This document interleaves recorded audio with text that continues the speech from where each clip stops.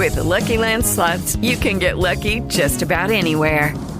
This is your captain speaking. We've got clear runway and the weather's fine, but we're just going to circle up here a while and get lucky. No, nothing like that. It's just these cash prizes add up quick. So I suggest you sit back, keep your tray table upright, and start getting lucky.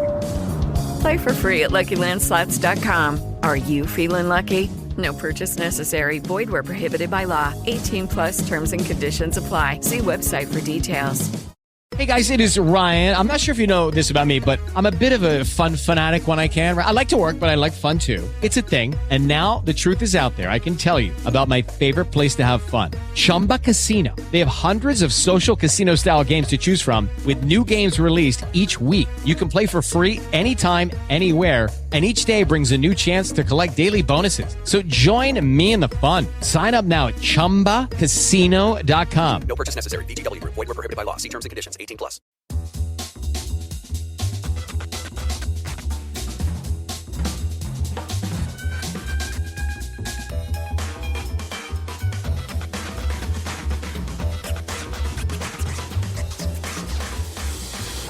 Hello and welcome to Back to the Frame Rate, part of the Weston Media Podcast Network. Back to the Frame Rate, where we watch and discuss films on VOD and streaming platforms for your entertainment. I'm your host, Nathan Schur, and alongside me are my fantastic movie mavens, Brianna Butterworth, Ellie Escobar, Sam Cole. Ellie will be joining us shortly. For now, let me introduce what we're going to be doing today. Today is a very special episode. We got our finger on the pulse of Hollywood, and we're about to break down the year that was. Getting ready for our grand unveiling of our top 10 films of 2023, a list that was so carefully curated and crafted with passion and maybe a bit of heated debate. But we're not just here to share our picks. We've actually called in some friends of the podcast, each with their number one movie of the year, adding some extra flavor to the show. So stand by for that later on in the show. And today is not just about rankings. We're also going to be handing out some awards, celebrating some performances that I guess you could say left us in awe for the year. So some big stories that defined the year in film. So we're going to get right into that now. How is everybody doing, by the way? Cannot complain, I'll tell you that much. Yeah, same. I'm great. I love the new year. I love it. So we are going to talk about some of the big stories that defined 2023. I think things started off pretty good, but I think obviously we can't reflect back on 2023 without talking about, I think the big story was the SAG and writer's strike, the WGA strikes, which definitely put a damper on the summer and the fall. Went on forever. What, 104 days was it? I don't know the number right in front of me, but it definitely affected the movie release schedule, the way that movies could be promoted from, well, of course, actors and the directors. So it was definitely put a damper on the season and affected the box office and the way that movies could be promoted and released. Who here would like to, share any thoughts on how this may have affected the year for you guys? Well, I think just in general, in terms of like the schedule and like the year as a sense of a clock, it sort of threw off a bunch of releases and sort of disrupted everything. And so now 2024 has a lot of movies, but a lot of movies are pushed back to 2025. So it was a real disruptor. And like, I had friends that were living in LA that had to move because they had no work. So they moved back east. So like, it was a big factor, in spite of the fact some really good, like original films came out this summer. It was definitely felt. And even though like the deal is ongoing and I hope it works out well, I was just glad that they were able to come to some type of agreement, because 2023 has been a rough road in that business. Yeah. I think it's going to affect the new content on streaming next year too. I think we're going to feel the ripples of this next year. Oh, totally. Because I think we're already seeing it. Because have you noticed that? Because obviously well, first of all, I'm happy that actors are going to be paid fairly and compensated properly. We're going to see that ripple effect. and we're already probably seeing it with the price hikes that streaming platforms, they're, it's going to get passed down to the consumers. Now, I'm not complaining because I believe that the actors should get and writers should be paid properly, Right. but you're seeing Hulu, you're seeing all and Netflix, all of these price hikes happening, and that is the streaming platforms as it's a reflection of the money that they are now having to cover their bottom line as well, because Yeah. they're paying these actors and writers a higher sum of money. So listen, I'm not saying that they shouldn't be doing this, but this is the ramifications of it. So it's all it's all Really highlighted what a happened. broken system it is. Yeah, yeah. And more titles are going to be leaving the platforms as well, and you're going to see that as well. Did you guys see? Oh my god, I'm trying to remember which service it was. I don't know if it was Microsoft or Sony. I wish I had this information right in front of me, but they announced that if you purchased a movie on their, it might have been Google, Microsoft, or Sony. I cannot remember. Somebody's going to listen to this and correct me. I know, but if you purchase this, not as a rental, but if you purchased a movie, people think if you buy a movie on one of these services, you own it. You don't own this stuff. It's still a license. But if you purchase it, they are taking this license away from you. You drop $25, $20 on a movie, and it's on this cloud that you think you own. No, they are actually taking this license back. So it's I think there was this illusion that when everything went to streaming and this system where all these movies live in the cloud, that this was going to be this wonderful opportunity where all movies are going to be available all the time, and we're learning that's not the case. Another reason why you should probably own the physical media if you really love the movie. So Buy the I blues, enjoy people. owning the physical media. Yeah, I'm all about the physical media. I've got my Blu-ray library at Nice. home. It's like it's epic. But I will say, sort of randomly, that in spite of the strike and like the difficulties this year, the schedule, the lineup during the holiday season to me seemed relatively full. I just think that the issue was that a lot of the movies couldn't promote themselves, and that hurt box office, in various cases. But yeah, so it was kind of uneven. Mm-hmm. Yeah, a lot of things got, well, yes. I think there were decent amount of films that did get moved. I know we saw Dune 2 get moved this year, but you're seeing a lot of movies mostly because of I think the strike from next year getting moved from 2024 to 2025. Like we're not going to see the next Spider-Man Across the Spider-Verse or Beyond the Spider-Verse happen next year. It might be the following year. There's a lot of things that are getting shuffled around because of this. Yeah, I was like listening on the radio, and they were saying how 2024 might have a slightly slimmer schedule because of just the way it worked out. I mean, I guess we'll find out and see what that feels like. Maybe it'll feel normal, but definitely projects push back for sure. It's interesting that this is on the heels of the pandemic too, which I think really affected how we see movies and what we see in movies. The movies, like I watch a movie in 2023 that was clearly filmed during the pandemic, and it just looks like, where are the bodies in this? Yeah. And I think we're going to look back at our box office games and stuff like that and think, why was this released then? And what happened there? And this person must have been in a weird place in their career when this finally came out. And I really think, no joke, that Jurassic World Dominion, which was shot during the pandemic, that movie really had problems, but the pandemic nature of that shoot, you can just feel the truncated, like close-ups, nonsensical edits. Like it's just, I liked Mission Impossible 7 a lot, but even that had a bit of a pandemic vibe, and you could tell some streets were sort of empty in Rome and stuff like that. But yeah, definitely, effect. Yeah, I really felt it in Woman King and in Confess Fletch, of all things. I think because it's Boston, I live in Boston. I was like, why is there nobody in the tunnel? Oh, nice. Right. All right. So another story from 2023, I think that we should just touch on at least briefly, was obviously the superhero fatigue which I think we all.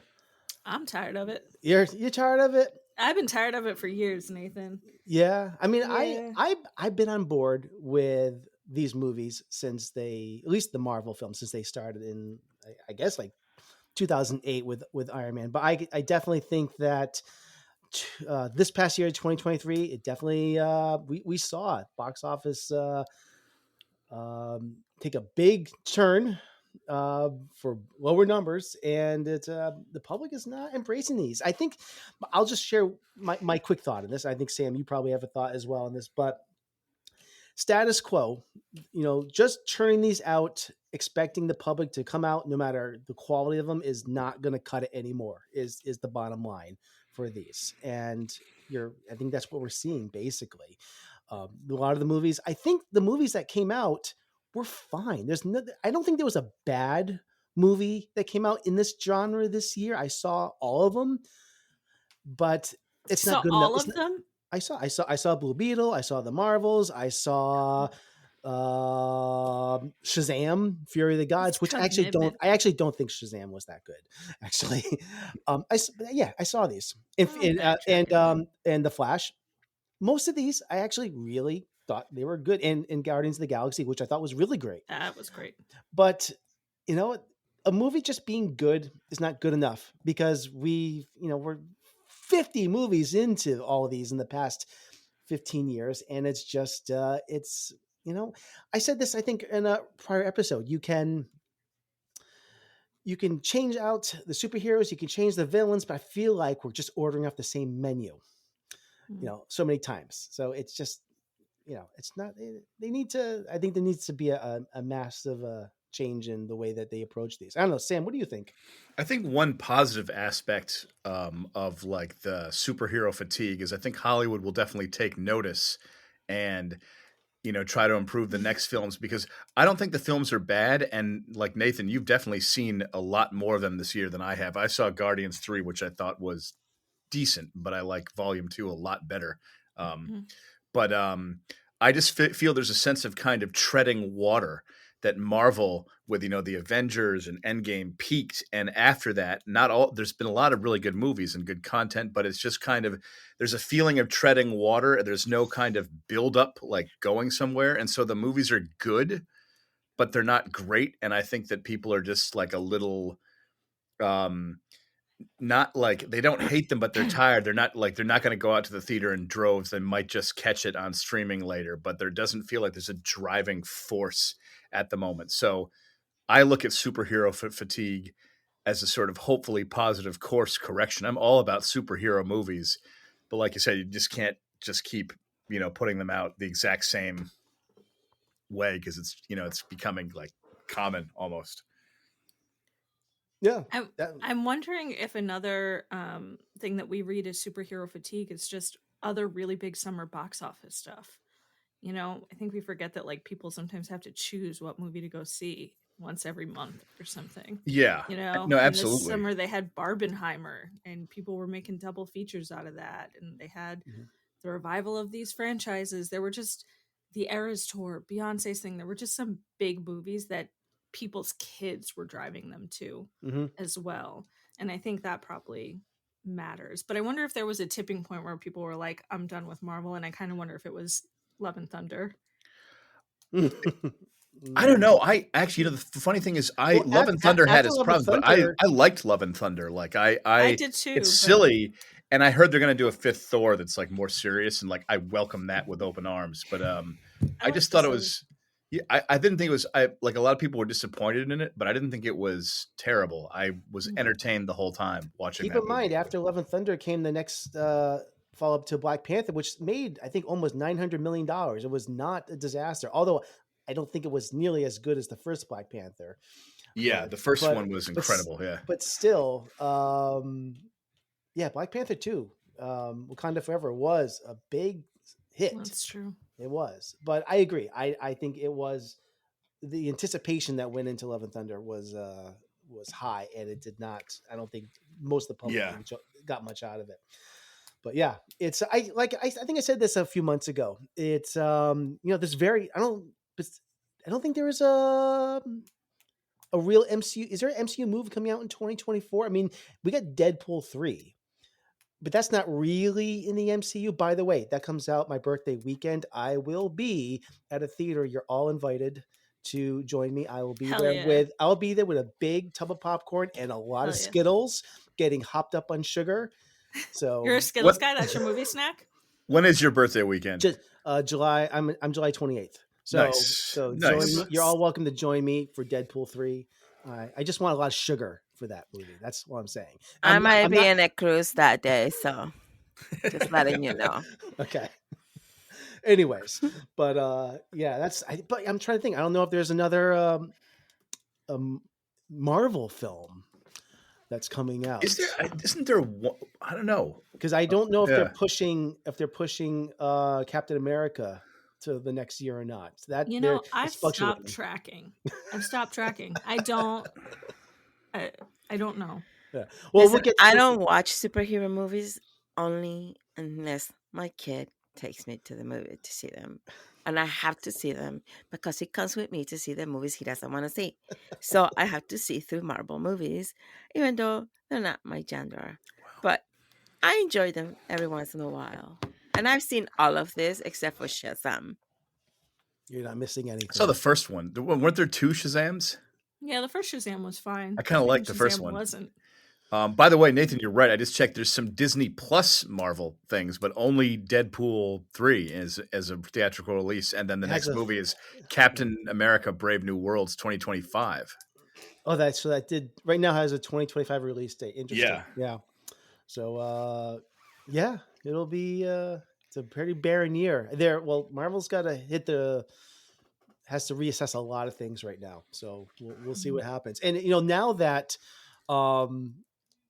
it's the whole story with Jonathan Majors obviously playing Kang, and that's now he is no longer part of the MCU. They have to completely reassess where they're heading with Phase 5 and Phase 6 and all that, because he was going to be a big part of that. He is no longer part of the equation.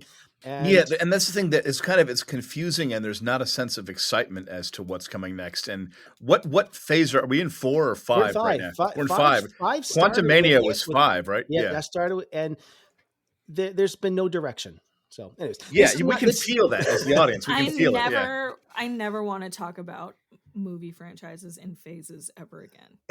Yeah, We in fact we could end this right now talking about this, but it definitely was a big story for the year. So I just wanted to touch on it for a moment. But this does lead us a little bit further deeper into Disney in general, because this is the first year that Disney did not end up as the number one studio as far as box office receipts. Universal took the number one spot. First time since I think 2015 or 2016. I think that's a kind of interesting thing because, Disney obviously between they own Lucasfilm, which has the Indiana Jones films. They've got Pixar. They've got a lot of other companies and studios underneath their title as well. So they've got a lot of things going on, but this is the first time that they did not end up on top. And I kind of tallied up. I spent a lot of time on my hands in the past 2 weeks, and I was doing a little bit of research, and things started off pretty well at the beginning of the year for the most part. Ant-Man 3, we're getting back into Marvel, but between Ant-Man 3, they had, is it Chevalier or Chevalier? I didn't see this movie. I think Chevalier. Sounds like a car. Guardians 3, The Little Mermaid was a pretty big hit for them. The Boogeyman was a small indie horror release. Elemental, which in the end did pretty well from them. But these were the first half of the 2023 releases. Overall, pretty decent. But the second half of 2023 was a real bomb for them. Indiana Jones, Dial of Destiny.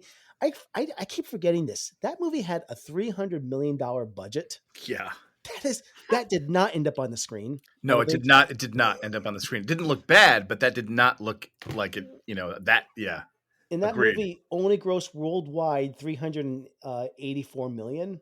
But But after that, Haunted Mansion bombed. The Creator bombed as well. I heard The Creator got good reviews though, didn't it? I hadn't seen it, but I heard good things. Yeah. This is I'm not talking about the quality of the films. I'm just Yeah. saying that as a studio, they gambled on movies that just did not work out. Yeah. Obviously the Marvels, Taika Waititi's follow-up film, Next Goal Wins, did poorly, and Wish, Disney Animation Studios, not Pixar. That movie had a $200 million budget, has since only, as of a few days ago, only grossed about 185 million or so. So not terrible, but these things are not making their budget. Movies typically have to double in gross what their budget is to become profitable. So as you can see that it was a pretty bad year in comparison to previous years. For Oh them. yeah, absolutely. Yeah. Disney has been dethroned since 2016. And I think that's a pretty interesting thing. Universal from behind Fast X and obviously Oppenheimer were, I think, the big movies for them. Not maybe Fast X. I don't know. What was the other Universal releases? I'm trying to think, but What was Barbie? Was Barbie Warner? What was that Barbie? might have been Warner Brothers. But like Sam felt for the superhero movies, I feel this way for Disney movies. I think that this has led to some really great animation in the last couple of years that's not coming out of Disney. It is Ryan here, and I have a question for you. What do you do when you win?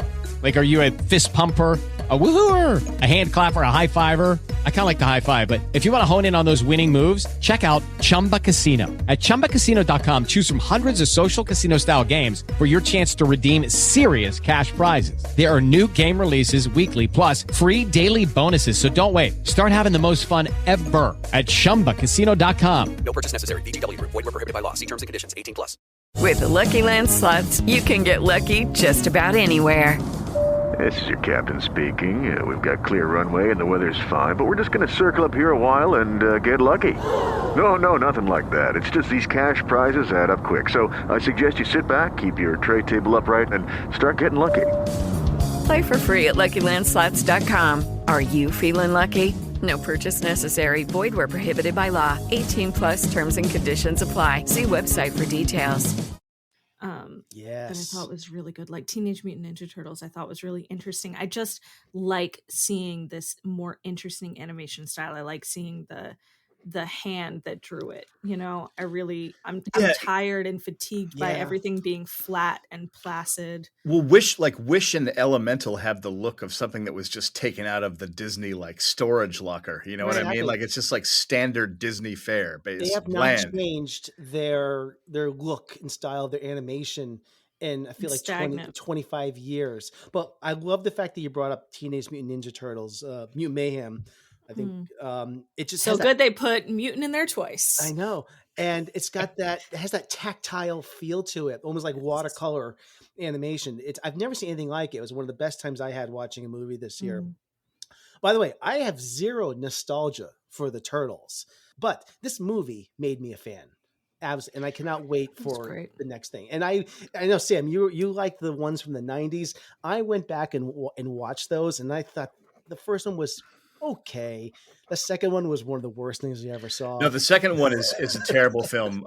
The second one is, I remember the second one isn't, or the third one aren't great, but the first one, that's my connection with Ninja Turtles. That first film, when I saw in 1990, I just was blown away by the Jim Henson puppets and the style. That movie is just incredible to me. This movie, they actually made the Turtles act like teenagers, which is also really cool. This movie probably, I don't think I actually have a top 20 list on Netflix. Not Netflix. Oh my God, Letterboxd, not Netflix. and I almost made my top 20. I saw probably 80 movies released this year, and it was just in the cusp of it. It was such a really, really great animated film. So yeah, this is directed by Jeff Rowe as well, who did a movie I think that was exclusive to Netflix called The Mitchells and the Machines that I saw a couple of years ago too. I don't know if anyone caught that, but that was a good movie. Yeah, not bad. It wasn't bad. I was excited to see what he did next, and I'm glad it was this. But this was a good year for alternative, to us animation. Miyazaki coming out and doing Boy and the Heron. That was incredible. He says he'll make movies until he dies, but what a swan song this would be, I think. So Zoom, I didn't get to see that one, but people loved it. I missed that Yeah, one. I think just for me, and I get that studios and animation houses want to have like a brand and a look, and they all kind of look the same, but I just think we need to breathe some new life into it. I'm looking forward to Inside Out too, though. Yeah. Yeah, me But too. Yeah, I like that one. The first one. and Yeah. I have, since we're talking about some animation studios that also have unique um styles, I think we have to mention Aardman Animation Studios, which does the Wallace and Gromit, and also they did Yeah. the sequel to Chicken Run, Dawn of the Dawn of Nugget, the Nugget. which I love, that claymation stop Yeah. motion thing, which I waited 23 years for this movie.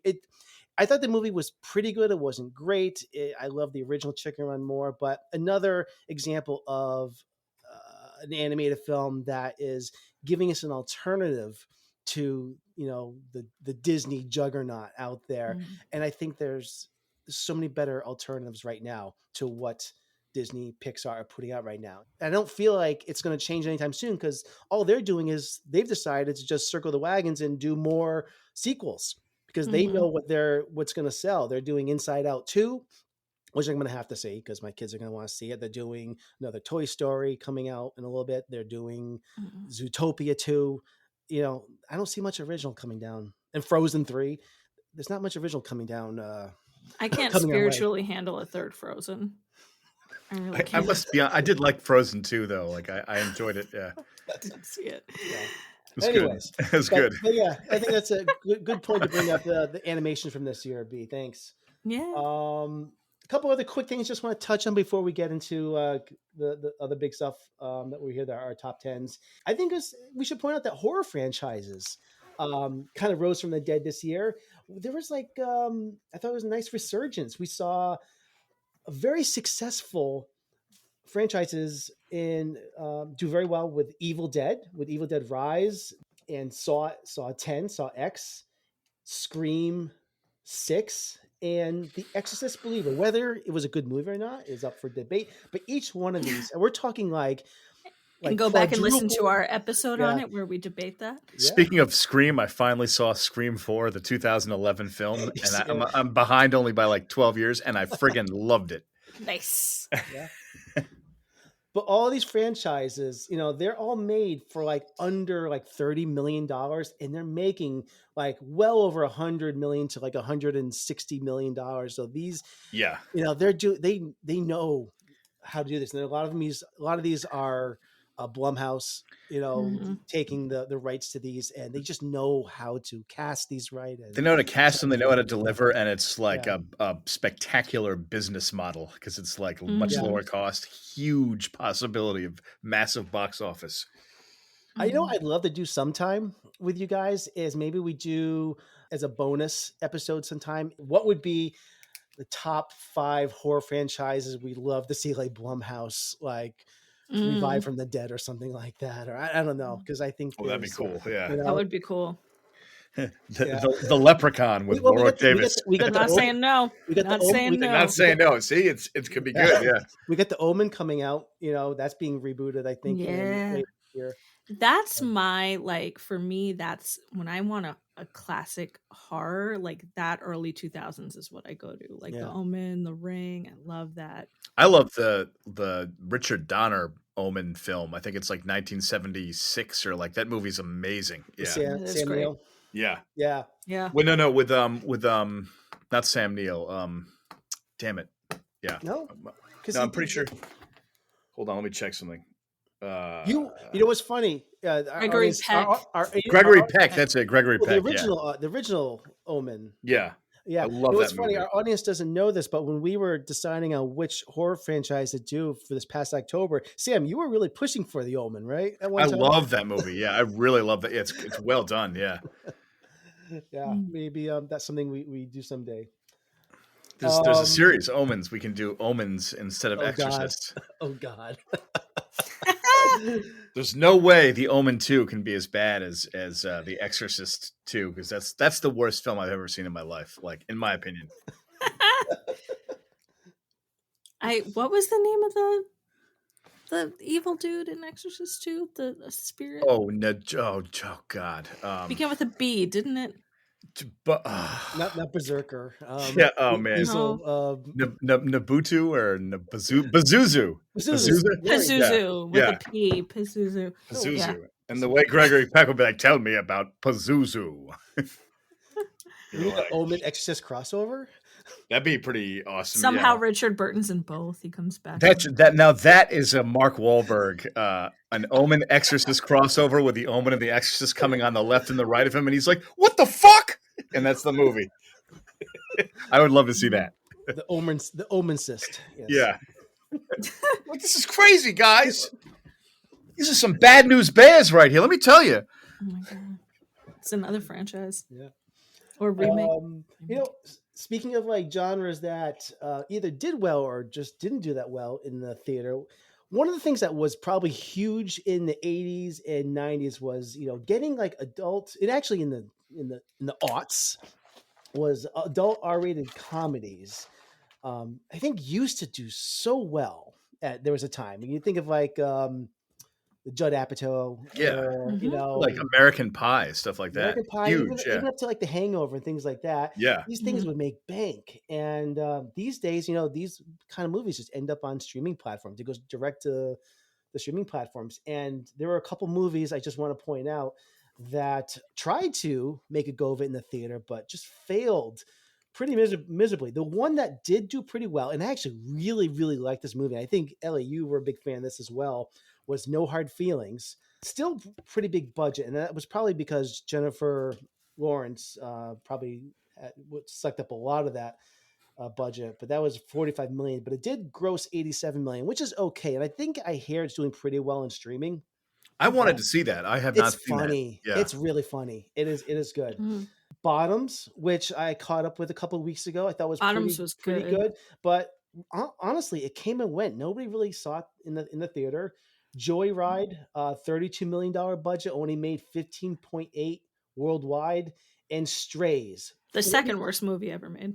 $46 million budget, grossed $36 million. I hated Strays. I hated that. Yeah, that's right. I remember you just liking that. I want to see it because you dislike it, because I want to see why it's bad. Whenever anyone dislikes a movie, my immediate reaction is I gotta see that. I don't know how I work. Yeah, it's a steaming pile of dog shit. You're saying it's a steaming pile of dog shit. Okay. Speaking of horror, Insidious: The Red Door did not do that well. Was that this year?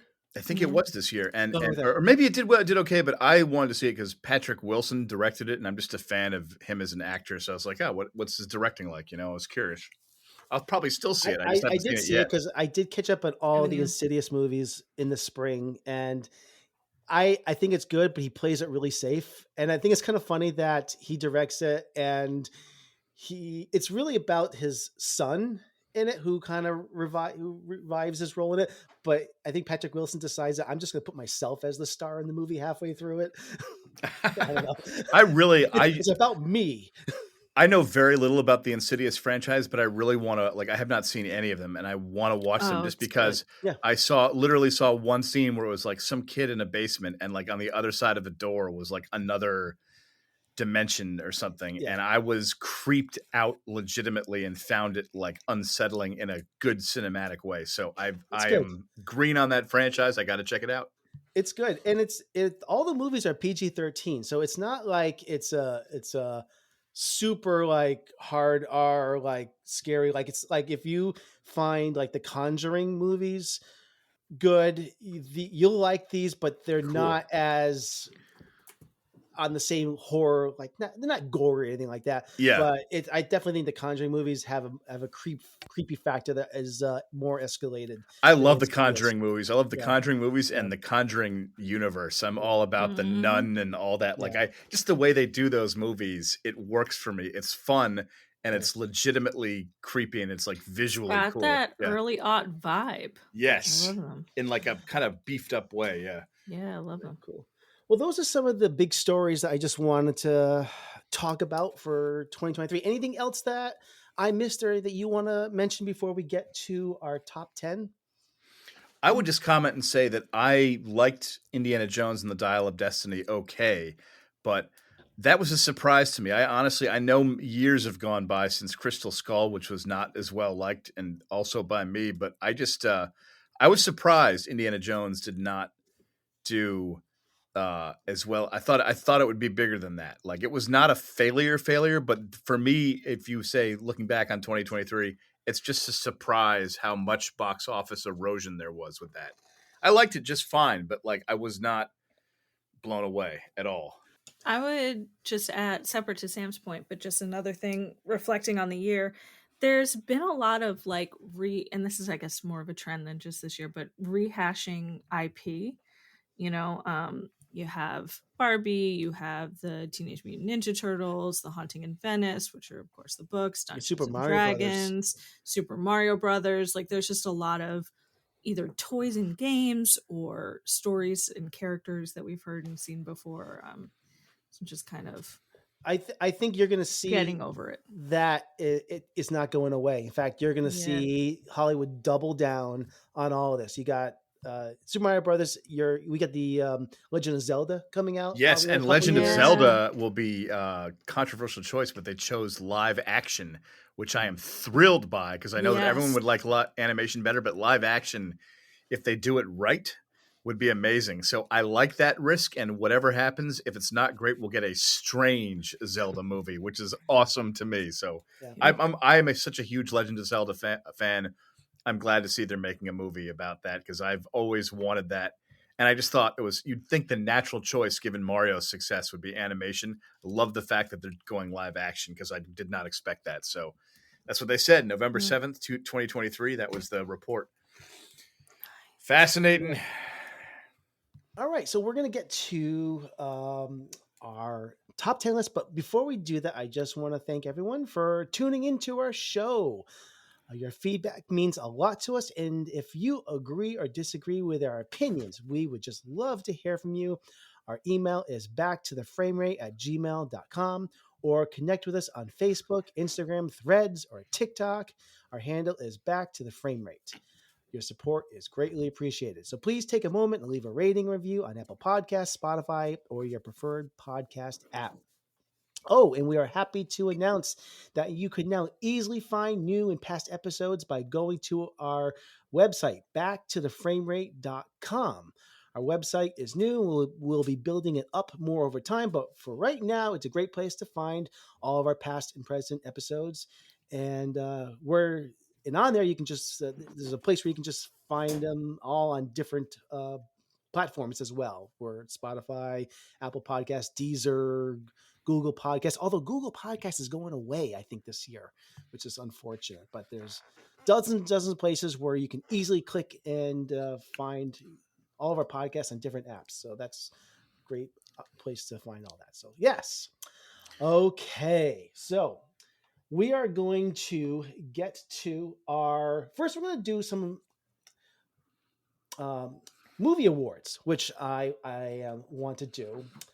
I don't know who here has this stuff prepped for them, but I did some research over the last couple of weeks. I watched a lot of movies in 2023, and I'd like to hand out a couple awards for some categories for Best Male Performance, Female Performance, Best Male Supporting Performance.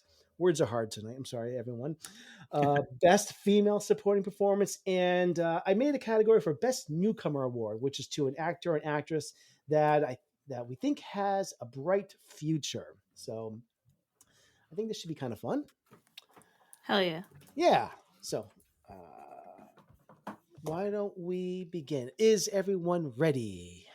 Woo!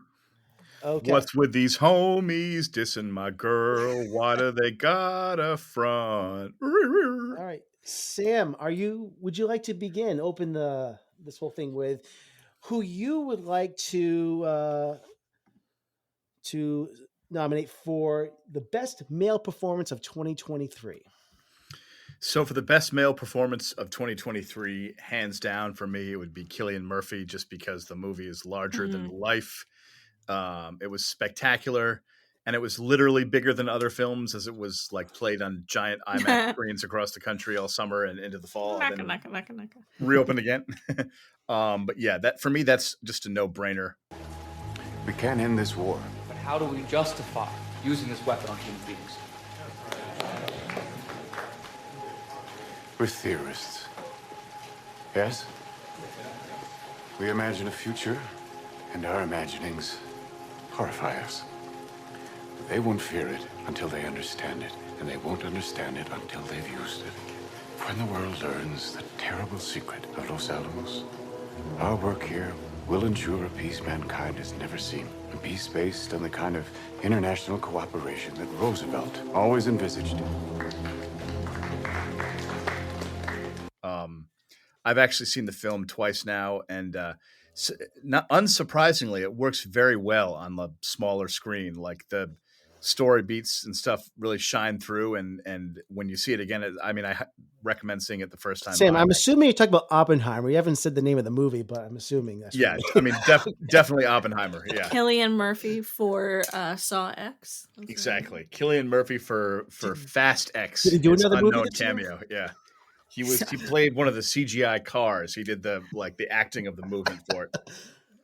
But yeah, no, it's incredible, and like that movie gets better upon a second viewing, and so that to me, that's just like I didn't even have to think to jump to that conclusion. That's just me. Is anyone going to nominate just Cillian Murphy's eyes? I'm gonna nominate just his hat. Just his hat. Yeah, just the hat. You saw an IMAX, right? I did. So like it was like his face was like 3 stories high, right? It was, and my God, the difference in like image resolution, like when you see it in IMAX and you see like the dripping water puddles in the beginning, it's like incredible. Then I saw it again on my TV, and it looked fine, but there was nothing when you saw it that big at that clarity, like that 70 millimeter projection was amazing. Well, you can duplicate that just by sitting right in front of your TV, right? Can't you?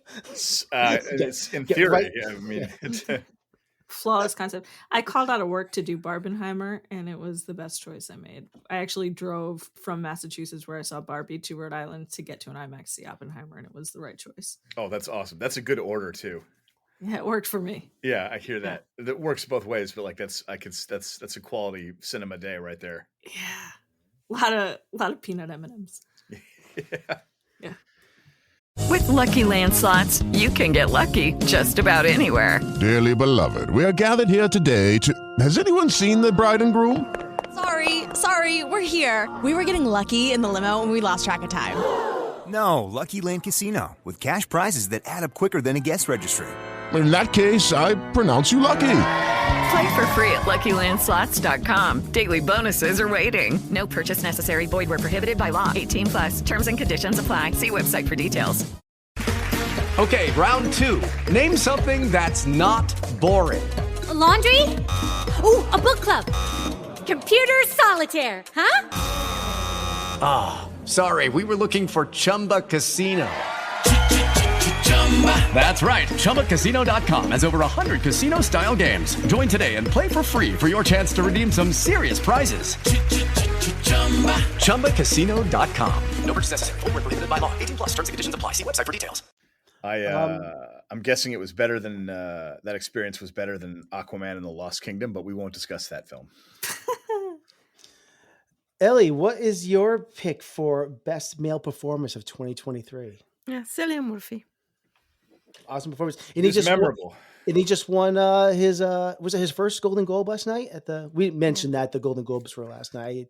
I've never watched the Golden Globes before, but the reason why I watched it is because my oldest daughter Chloe found out that Taylor Swift was there, of course, and she's like, "We have to watch it, Dad." And so we put it on in the background, and I ended up watching the entire Golden Globes for the first time in my life. So I wish I had watched it. I had food poisoning and slept, so it did not go. I missed it. It sucked, but yeah. I don't know. Both your nights sound kind of. It's one of those shows where you could just like read like the synopsis the next morning and know you miss nothing. You know. I usually prefer people's live tweets for award shows to watching the award show. B, what is your pick for best male performance? Zac-Efron for The Iron Claw. Wow. All right. Yeah. That is a left field pick. He was amazing. I It have was not. so I good. can't wait. I'm supposed to see this with my dad sometime this week. I'm Oof. trying to get there. Bring tissues, man. I grew up a big wrestling fan. I am no longer a wrestling fan, but I think this movie will speak to my childhood because I grew up with wrestling as a huge part of my life. So I think I will love this I film. also grew up with wrestling. I didn't grow up with this family. They were a little bit before my time. So I've heard from some people that like who did grow up with them, like they knew the story a little too well, and so that affected how they saw the movie. But for me, I cried a couple times in that theater. I thought it was incredible, and I thought Zac Efron just did like an astounding, really understated performance. This was the movie I was like, Zac Efron just became a movie star. This is incredible. That's great to hear. My Wow. super second close pick, almost a tie, was our Pat for The Boy Inherent, because you wouldn't even know it's him. It's crazy. My pick. I got another maybe left field pick here. I'm going with Nicolas Cage from Dream Scenario. Oh, nice. I gotta see it. I gotta see that movie. It's driving me crazy. And this is again, I think Nicolas Cage is doing some of his best work of his entire life right now. Mhm. Between this movie, what he did a couple years ago with Pig, Pig was astounding. what he did with even the movie, that comedy he did, like The Unbearable Weight of Massive Talent, which is basically a comedy where he's mocking a version of himself. I think he is hitting a whole new stride right now. And Dream Scenario, this is the first A24 movie he's ever done, which just blew my mind as well. It just seems like And it it's seems a like a match. good fit. It does. And I'm not going to say much about this movie because it might come up later in the show. No but spoilers. I'm not going to. But I think it's just a fantastic role for him, and that's all I'm going to say. We'll talk more about Dream Scenario in a little bit. But yeah, all right. I want to get to our favorite female performance of the year for everyone. So, Sam, what have you got? So for me, that would definitely be Lily Gladstone from Killers of the Flower Moon, because that performance was so like raw and emotional and painful, and like I felt empathy and sadness, and she was such a like 3-dimensional real life person. I just thought that movie was brutal and spectacular in every way. So for me, I know it's kind of an obvious choice, but for me, it's just a no brainer because I was blown away by her performance in that film. You talk too much. Oh, I don't talk too much. Just thinking who I got to beat in this horse race, that's all. I didn't realize this was a race. I don't care for watching horses. Well, I'm a different kind of horse. Onkashi. Shomikasi shiekoshiajimi. What was that? Shomikasi. That's how you are. I don't know what you said, but it must have been Indian for handsome devil. Absolutely. You could call it obvious, but I don't think. I think it's a great choice, Sam. Yeah, just amazing. Yeah. Yeah. All right, Ellie. Lily Gladstone. Yep, 2 for Lily. That's yeah. Yeah, make it 3. 3, and I'm gonna make it 4. Yeah.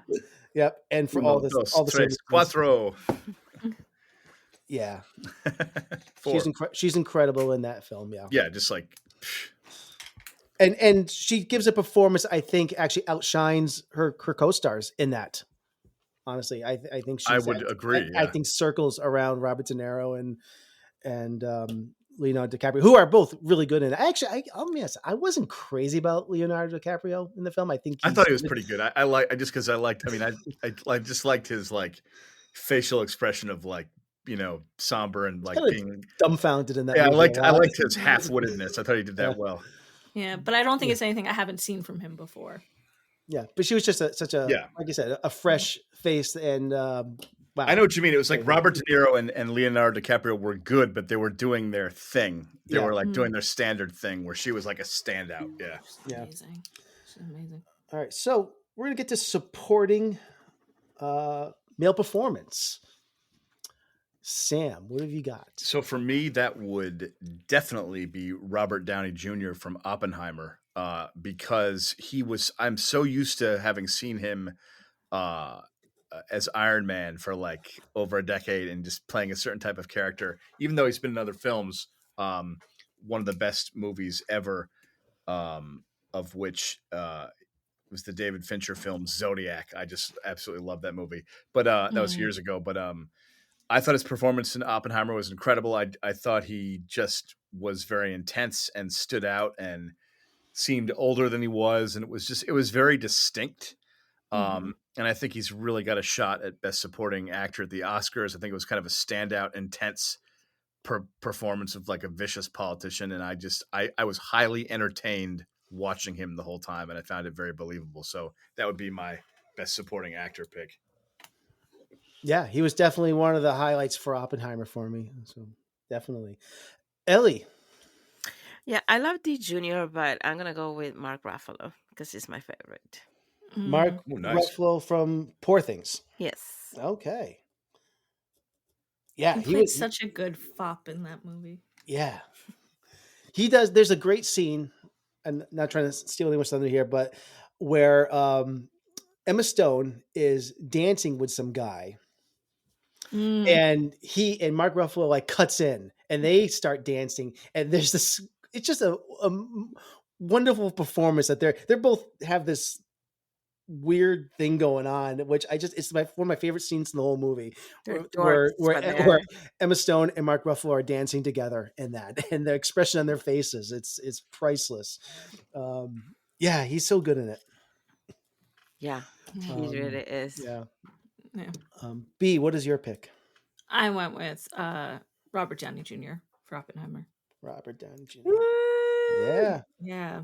I wonder if his win last night at the Golden Globes is an indication, because I thought that was a little bit of an upset. I'm nothing taken away from Robert Downey Jr. and Oppenheimer, but I would thought it was a little bit of a surprise.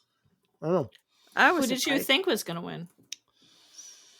I don't know. Maybe I did think it might be Gosling or the guy that I'm picking, Charles Melton. He was awesome. Yeah, I'm going with Charles Melton. Maybe because I thought he was such breath of fresh air. He had different, because between Natalie Portman and Julia Moore, who in the movie May December, which is the movie I'm talking about, they had such an intense rivalry and energy, and there's so much passive aggressiveness going on between the two of them,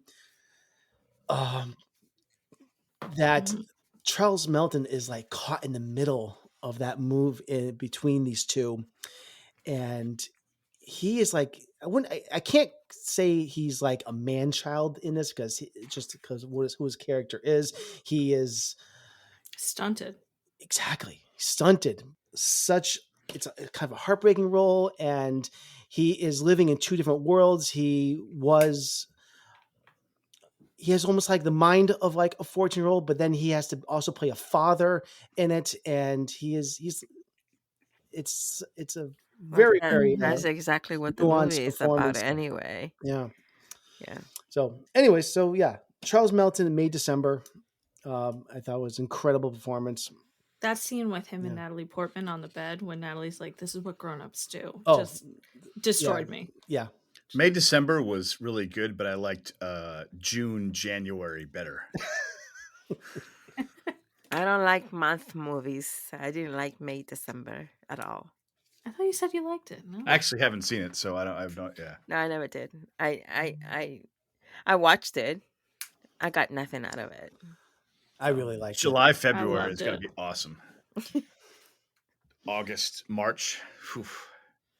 Can't believe you haven't seen that. Yeah. So I don't even know why I was nominated for the Golden Globe, because that was surprising to me. I thought it was incredible. Yeah. There's the layers in that movie. I mean, everyone is just like planting these emotional time bombs in that movie. All right, we're going to move on to our supporting female. Dun, performance. da-da. And Sam. So I would have to go with Divine Joy Randolph from The Holdovers. I just love that movie, and I thought her performance was very distinct, and like she seemed like a real person to me, and like I felt a lot of empathy, and just like again, it's the ability to create such a 3-dimensional, believable character that like feels like someone you know or you've seen in real life. So that was another no-brainer for me. So I thought she was excellent in that film. I heard you got stuck with babysitting duty this year. How'd you manage that? Oh, I don't know. I suppose I failed someone who richly deserved it. Oh, the Osgood kid? Yeah, he was a real asshole. Rich and popular combination around here. It's a plague. And you? You'll be here too? All by my lonesome. My little sister Peggy and her husband invited me to go visit them in Roxbury, but I feel like it's too soon. Like Curtis will think that I'm abandoning him, you know? This is the last place that my baby and I were together. Yeah. Good pick. Mm-hmm. Ellie, what do you have? I like Emily Blunt. That's why I picked. I really liked her performance in Oppenheimer. In Oppenheimer. Yep. Nice. Yeah. Nice. Excellent pick. And B, what was your pick? There was a lot of good options this year. This one was kind of hard for me. But I ended up with America Ferrera from Barbie. It is literally impossible to be a woman. You are so beautiful and so smart, and it kills me that you don't think you're good enough. Like, we have to always be extraordinary. But somehow we're always doing it wrong. Like, you have to be thin, but not too thin. And you can never say you want to be thin. You have to say you want to be healthy, but also you have to be thin. You have to have money, but you can't ask for money because that's crass. You have to be a boss, but you can't be mean. You have to lead, but you can't squash other people's ideas. You're supposed to love being a mother, but don't talk about your kids all the damn time. You have to be a career woman, but also always be looking out for other people. You have to answer for men's bad behavior, which is insane, but if you point that out, you're accused of complaining. You're supposed to stay pretty for men, but not so pretty that you tempt them too much or that you threaten other women, because you're supposed to be a part of the sisterhood, but always stand out and always be grateful. Nice. Nice, yeah. My pick, I also am going with the same thing you picked, Sam, Divine Joy Randolph. It was funny when I saw this film, I immediately felt like this was the supporting performance of the year. But then I saw Ferrari, and I thought Penelope Cruz She was my super close second. She did so much with so little. She stole the scene. Yeah. So I went back and forth, but now I kind of feel like, it's a safe pick to go with Divine Joy Randolph. I feel like she's everyone's like jumping on this bandwagon. I don't know. I want to give a shout out to somebody else because I thought there were a lot of great supporting performances. One of my favorite movies this year that did not make my list was Dungeons and Dragons: Honor Among Thieves. Yes, wasn't that great? Such a good movie. I didn't know you'd seen that, Nathan. I remember when I saw that in the theater, and I was like pushing you guys to go, and everyone was like, No, it was really good. Yeah. And I think one of the best performances was Michelle Rodriguez in that movie. Yeah, she was awesome. Wonderful. So I just want to also point that out. She was also good in Fast X. We should talk about it. I didn't catch that one, but yeah. All right. So those are our acting, but we have one more. Oh, we have one more that I want us to pick in this category, and this is called our Best Newcomer Award. And this is awarded to an actor or actress that we think has a bright future. So there's a lot of good options in this category too. Yeah, some good stuff. So, Sam, do you have a pick for this? So for this one, I don't. I am completely unprepared for this one. So many new good actors and actresses and talent. What do you guys think? We don't. Yeah, we can. You don't have to do this. You know what? That's fine. I went with. I just was not. I have no idea. Like I'm not prepared. I was just looking, but any new voice actor in Wish is just amazing. Just amazing. Yeah. I went with Dominic Sessa from Holdovers. Nice. That's a good choice. I thought he did great in that part. He was a little green, but I thought he did great. I kind of look forward to what happens next. You know, he brought so much energy to it. That is true. And I'm not trying to skip you, Ellie, but because B mentioned that, I am going to jump in the same bag when that's the same pick I have, because I thought as well that it was kind of a raw performance, but it makes me excited for what he is going to do, because I think he's got a very, very bright future. Yeah. And I really can't wait to see. I want him to hone in what he did. Yeah.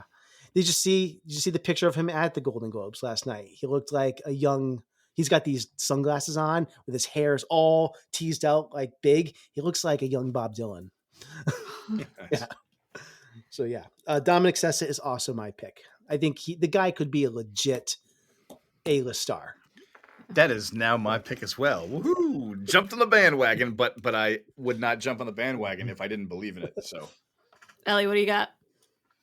His name is Archie, and I can't say his last name. Madwicki. Archie. Ooh, what is it? Archie I can't say his last name. Madwicki. He not to be confused with Witwicky of the Transformers. Sorry. He's in Saltburn, and he's also in Gran Turismo. Mm-hmm. When I told you guys when I didn't know what Saltburn was about, and you guys mentioned Saltburn, I had no idea what it was. My first thought was it was about a seagull that got its feet stuck and that salt like on the icy roads when they try to like, they made melt that the snow movie. and they're That's the Lighthouse. yeah. Archie Madekwe. Yeah. Okay. I can't say his last name. Madekwe? Madekwe. Okay. Madekwe. I don't know. Madekwe. But he has left an impression in me, and I think he's going to be great coming up. It's just something about him. It's just...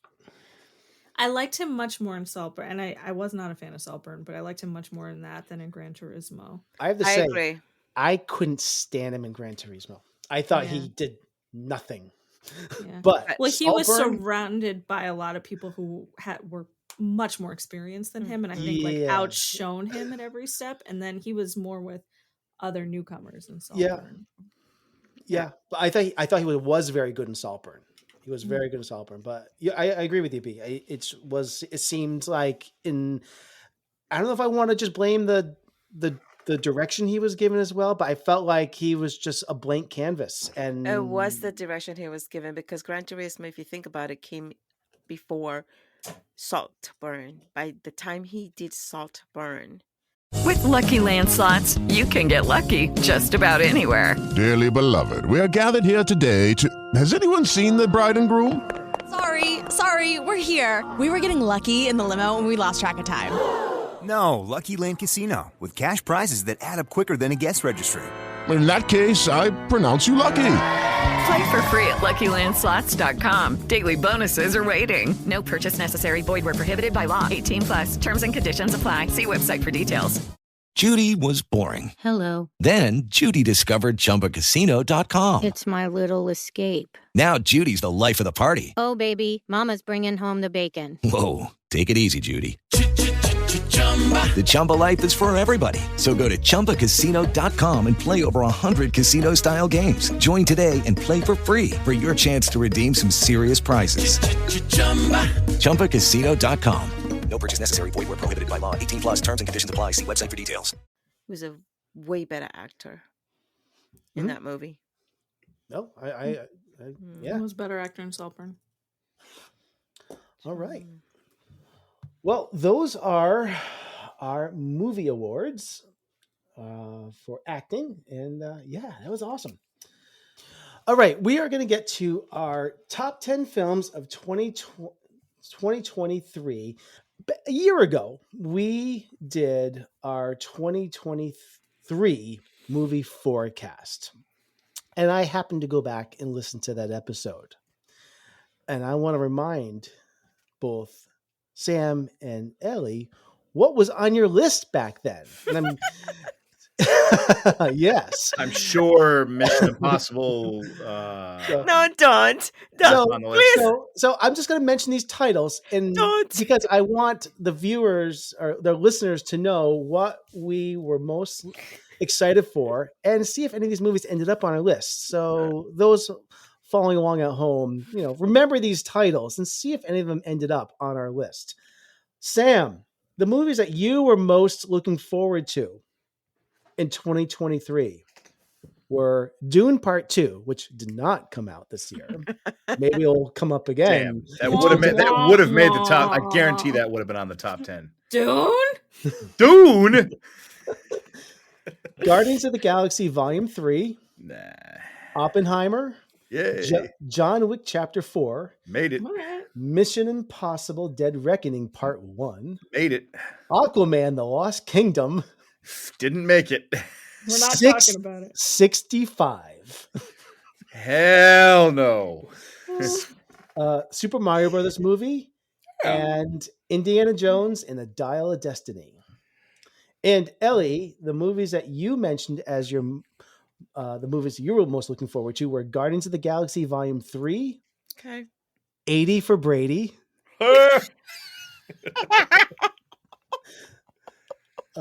Magic Mike's Last Dance.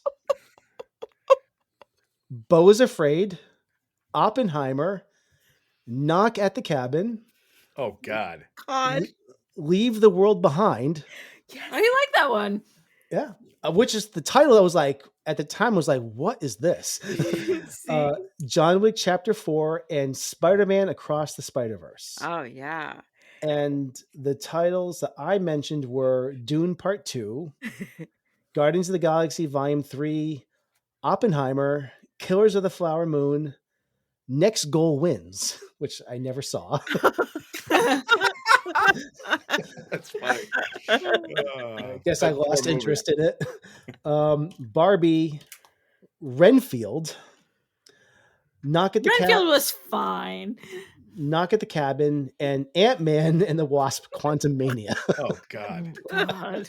Knock at the Cabin that's the M. Night Shyamalan film, right? Yes. God, remember that? That was terrible. That was our first movie. Hey, I don't think it was terrible. I don't think it was terrible, but like I never have any interest We in that. actually went to go see it at the movie theater. Yeah. I remember that.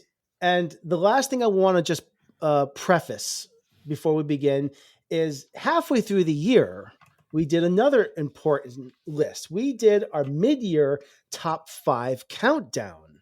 So this is something I think we should also have as a caveat as well. Ellie, halfway through the year, this was probably around the middle of June. We did our top 5 movies halfway through the year, and remember, and they went in this order. Your number 1 movie halfway through the year was John Wick Chapter 4. Okay. Spider-Man Across the Spider-Verse was number 2. Okay. Number 3 was Guardians of the Galaxy Volume 3.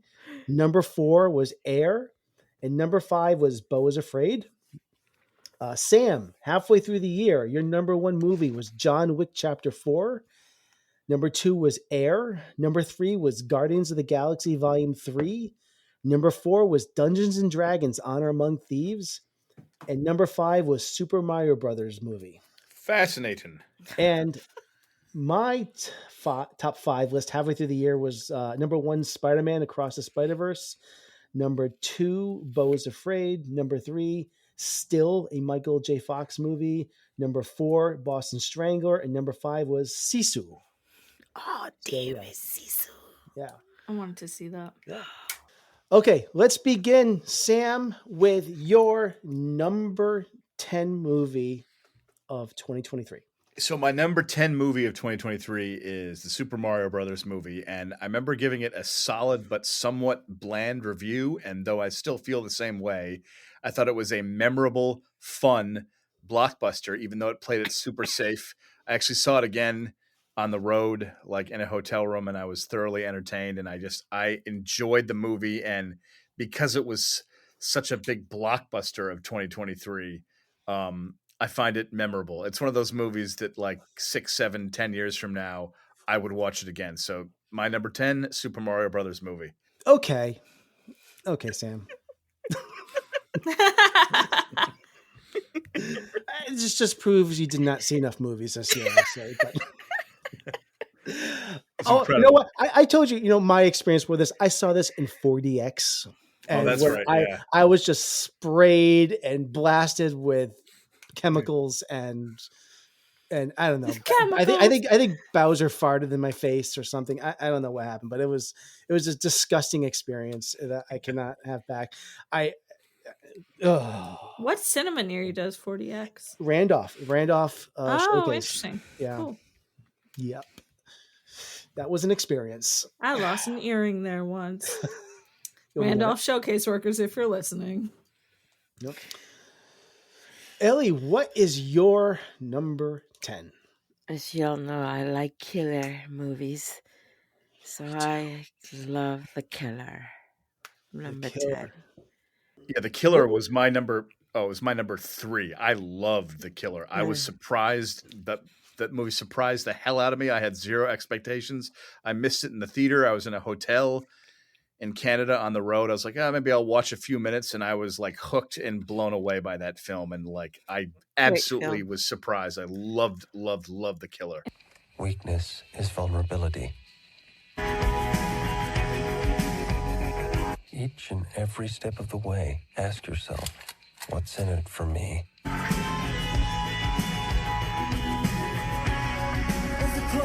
This is what it takes. What you must commit yourself to. If you want to succeed. Simple.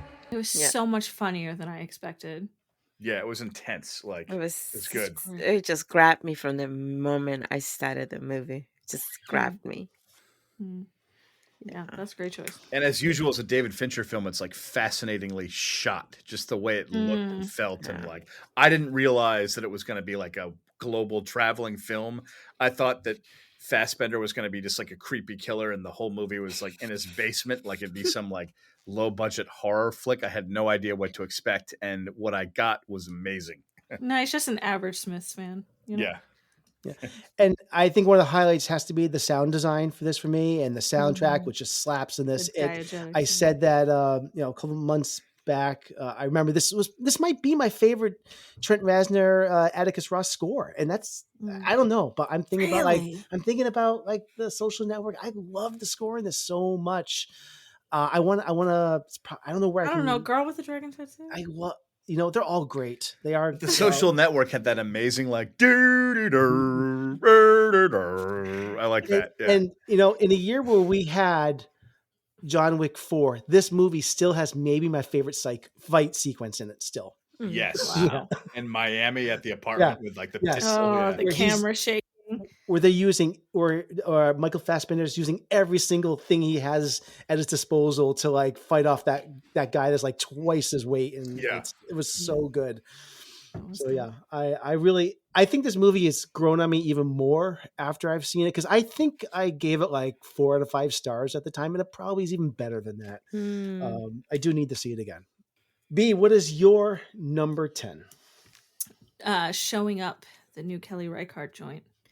I loved it. I absolutely love Kelly Reichardt. I love everything she puts out. And this, I thought Michelle Williams just gave an astounding, understated performance. She's barely recognizable in this film. And it stays with you. Kelly does this sort of laboriously slow pace, even for her.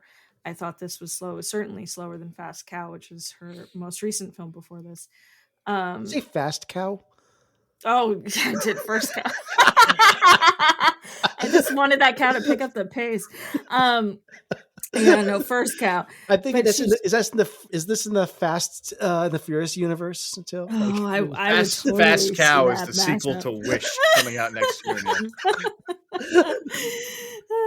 It's funny. I thought it was a great movie. I thought it was awesome. But I love everything she does. She's one of my favorite directors. Awesome. Yeah. I really enjoyed Showing Up as well. That's also was outside of my top 10 just by a couple. It was really good. Mm. Yeah. Um, my number 10 was Godzilla -1.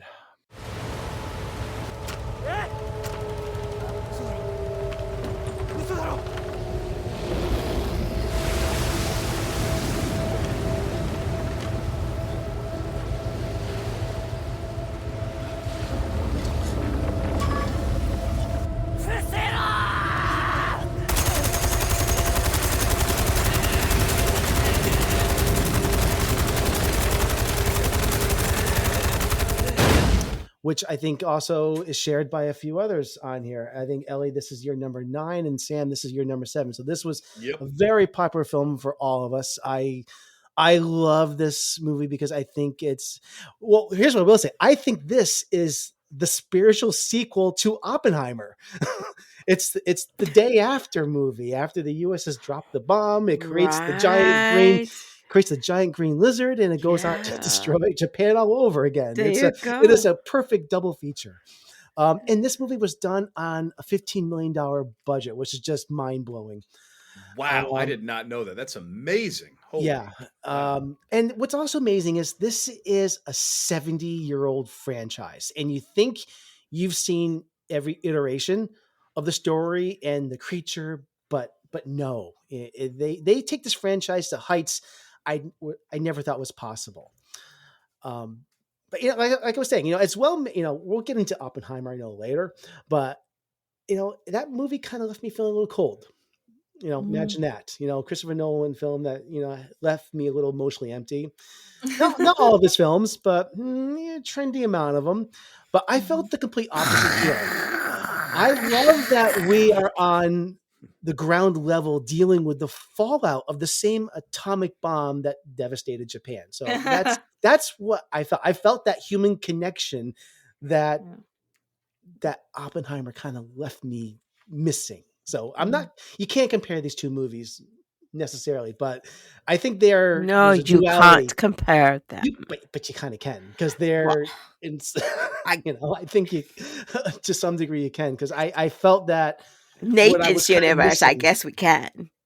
I like to think these movies are in the same universe. Yeah. So anyway, that's what I want to say about Godzilla -1. Anyone else would like to say anything? I'm just mad I haven't seen it yet.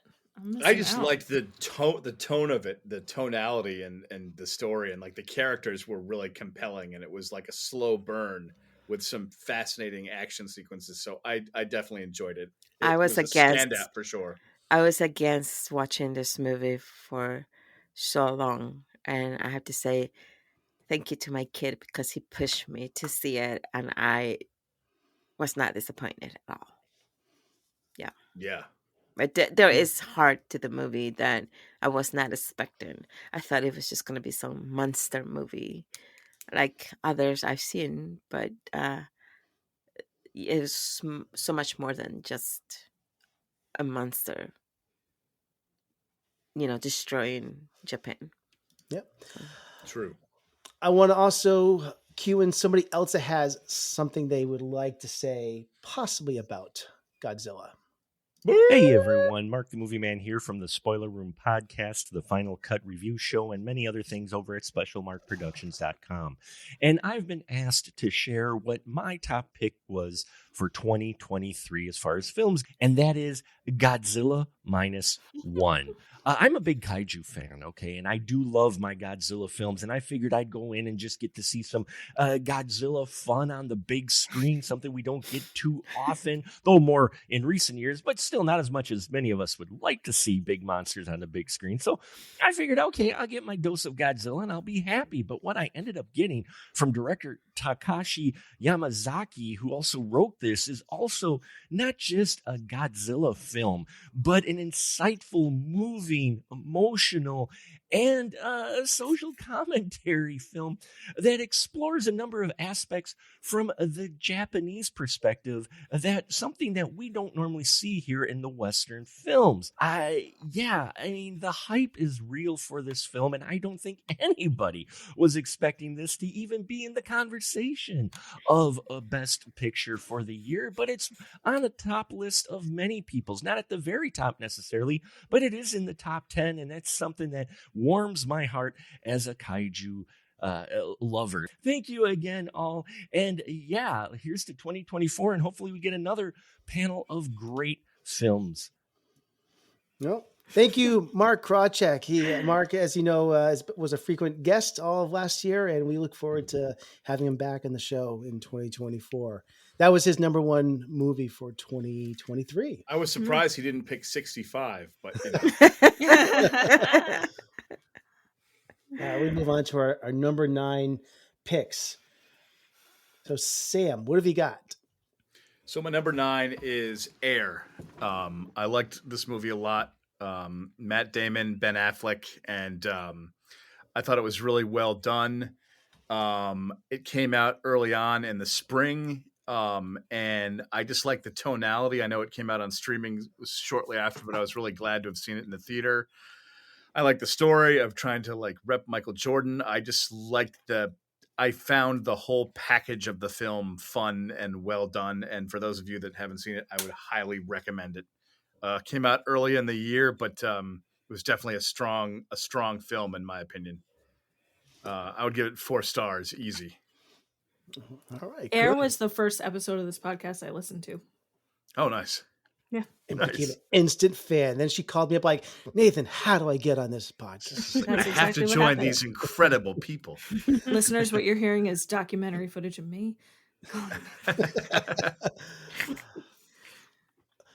All right. That was I remember Air, and I remember the egregious use of needle drops. And I feel like I remember it being just about a movie of guys talking on phones. I'm trying to, what else, Sam? Yeah, but then BlackBerry came out, and that was a bunch of guys talking on phones.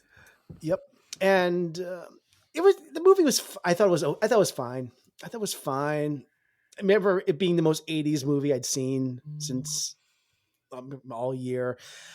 My only issue really was, I mean, it was fine, but my only issue was that I didn't feel like there was enough tension in this, because we all know that Michael Jordan and Nike both make a shit ton of money at the end of the day. So, but yeah. Sam, anyways, I'm sorry. I thought there was a lot of tension. I really liked the film. I disagree with that. I'm sorry you don't like my number 9 and 10, but yeah, I did enjoy it a lot. So okay. I do like Matt Damon in it. Yeah, he was good. Yes, he was. Yeah. We are going to do B's number 9. Barbie, baby. Bobby. I thought it was great. I actually just did a rewatch of Barbie, and I think it's even better on the rewatch. I think since it came out, it's sort of been clouded over by Oppenheimer a little bit, as they're sort of talked about together since that kind of programming was so successful. But I just think you can't ignore how impressive that movie is, and I think people's reviews of it and ratings of it are sort of couched in how they felt about the message, whether they thought it was too heavy-handed or wasn't quite progressive enough. But really, just to look at it as a feat of filmmaking, it's so well done, and it's just so big in scope. The sets in that movie, the performances, the diversity in that movie, the music in that movie, like there's so much attention to detail. Yes. It's really just kind of pitch perfect for what it wanted to be. And I just think that's so. With Lucky Land Slots, you can get lucky just about anywhere. Dearly beloved, we are gathered here today to... Has anyone seen the bride and groom? Sorry, we're here. We were getting lucky in the limo and we lost track of time. No, Lucky Land Casino, with cash prizes that add up quicker than a guest registry. In that case, I pronounce you lucky. Play for free at LuckyLandSlots.com. Daily bonuses are waiting. No purchase necessary. Void where prohibited by law. 18+. Terms and conditions apply. See website for details. Hey guys, it is Ryan. I'm not sure if you know this about me, but I'm a bit of a fun fanatic when I can. I like to work, but I like fun too. It's a thing. And now the truth is out there. I can tell you about my favorite place to have fun. Chumba Casino. They have hundreds of social casino style games to choose from with new games released each week. You can play for free anytime, anywhere. And each day brings a new chance to collect daily bonuses. So join me in the fun. Sign up now at ChumbaCasino.com. No purchase necessary. VGW Group. Void where prohibited by law. See terms and conditions. 18+. It's just so impressive. And I really like Greta Gerwig, and I'm excited for her Narnia, which is supposed to come out. I want to see some more original stuff from her. You know, I thought Lady Bird was great, and she's done this IP stuff a few times now, and I want to see something new. But I thought Barbie was just so big in scale, so big in scope. Hard to ignore. I really liked Barbie too. But I need to share one thing though, because as popular as this movie is, it's funny because it also saddens me when I talk about how funny it is to a certain demographic. You know, let's call them white men over 40 who drive only American cars. And occasionally when I get into conversations with these friends of mine, and and I bring up, movies that we watched, and, they always just say, how stupid this movie is. And I can't help but interject and ask them, well, have you seen it? And none of them have. Ugh. And then I foolishly try to explain that is probably the funniest movie I saw all year. And I start so funny. And I start quoting lines from it like Mojo Dojo Casa House and horses are just men extenders. And I realized that the cause is just hopeless. So it's a bummer. And they did such a great job at not leaking anything. Like for how huge this movie was, it was so tightly wrapped. Yeah. And so no one really knew that it would be, I mean, there were rumors on the internet, people were speculating when the first teaser came out that it would be about what it was about. But I think the average moviegoer was so surprised by that they didn't really, I think it deserves a rewatch. Yeah. That was a phenomenon. Yeah.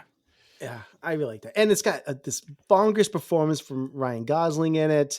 And Margot Robbie. And Weird Barbie from Kate McKinnon. And I only want to go see it because of Ryan Gosling. That's all. Yep. I like Will Ferrell as the CEO of Mattel and this really classic fern, and Michael Cera as Alan. Michael Cera actually has been in 2 scene-stealing roles this year, both in Barbie and in Dream Scenario, where he plays this advertising agency rep. So this is the year of Michael Cera. I'm telling you. I thought the casting was great. Issa Rae was great. Emerald Fennell gets a little cameo in it as one of the Barbies. She's Midge, I think, which is hilarious. It's great casting all around. Yeah. Margot is such a down-to-earth girl. And so beautiful. So I love her. My number 9 pick is Poor Things. Good movie. Wedderburn became much weepy and sweary when he discovered my whoring. I find myself merely jealous of the men's time with you, rather than any moral aspersion against you. It is your body, Bella Baxter. Yours to give freely. I generally charged 30 francs. Well, that seems low. This is directed by Yorgos Lanthimos, who I don't think I have not loved one of his movies. No, I don't think I have. I actually wasn't crazy about The Lobster. I need to watch that again, though. But The Lobster's so good. It's but you haven't seen Canetta or the super early. Yeah, I haven't seen the early stuff yet, or short films. But this is the most recent film of his. I typically love all of these, and I also, I don't know. I just found the world the worlds he creates just so lush. I avoided pretty much all of the marketing heading into this film. I honestly knew nothing about it besides that Emma Stone and Willem Dafoe were in it. That's all I really knew about it.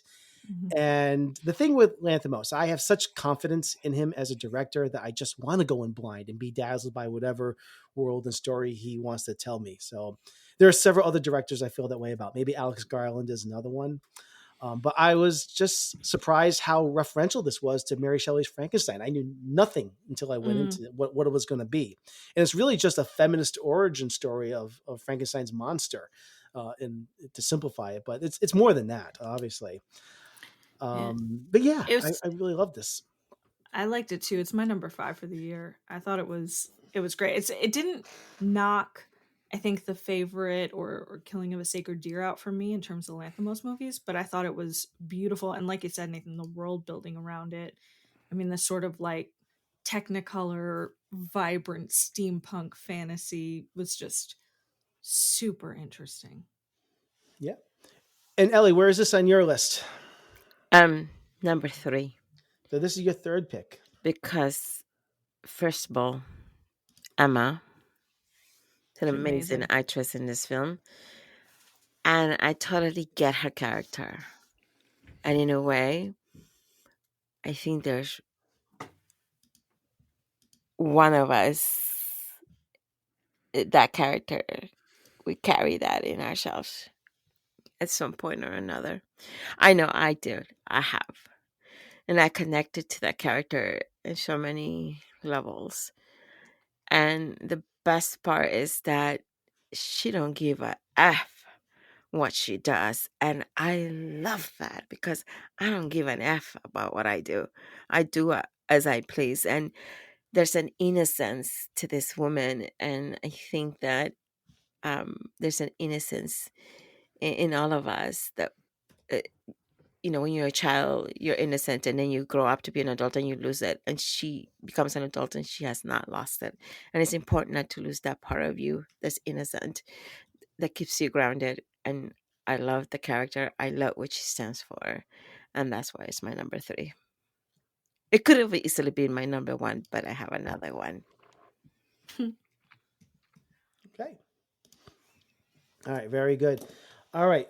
I think we are moving on to our number 8 picks. Sam, what have you got?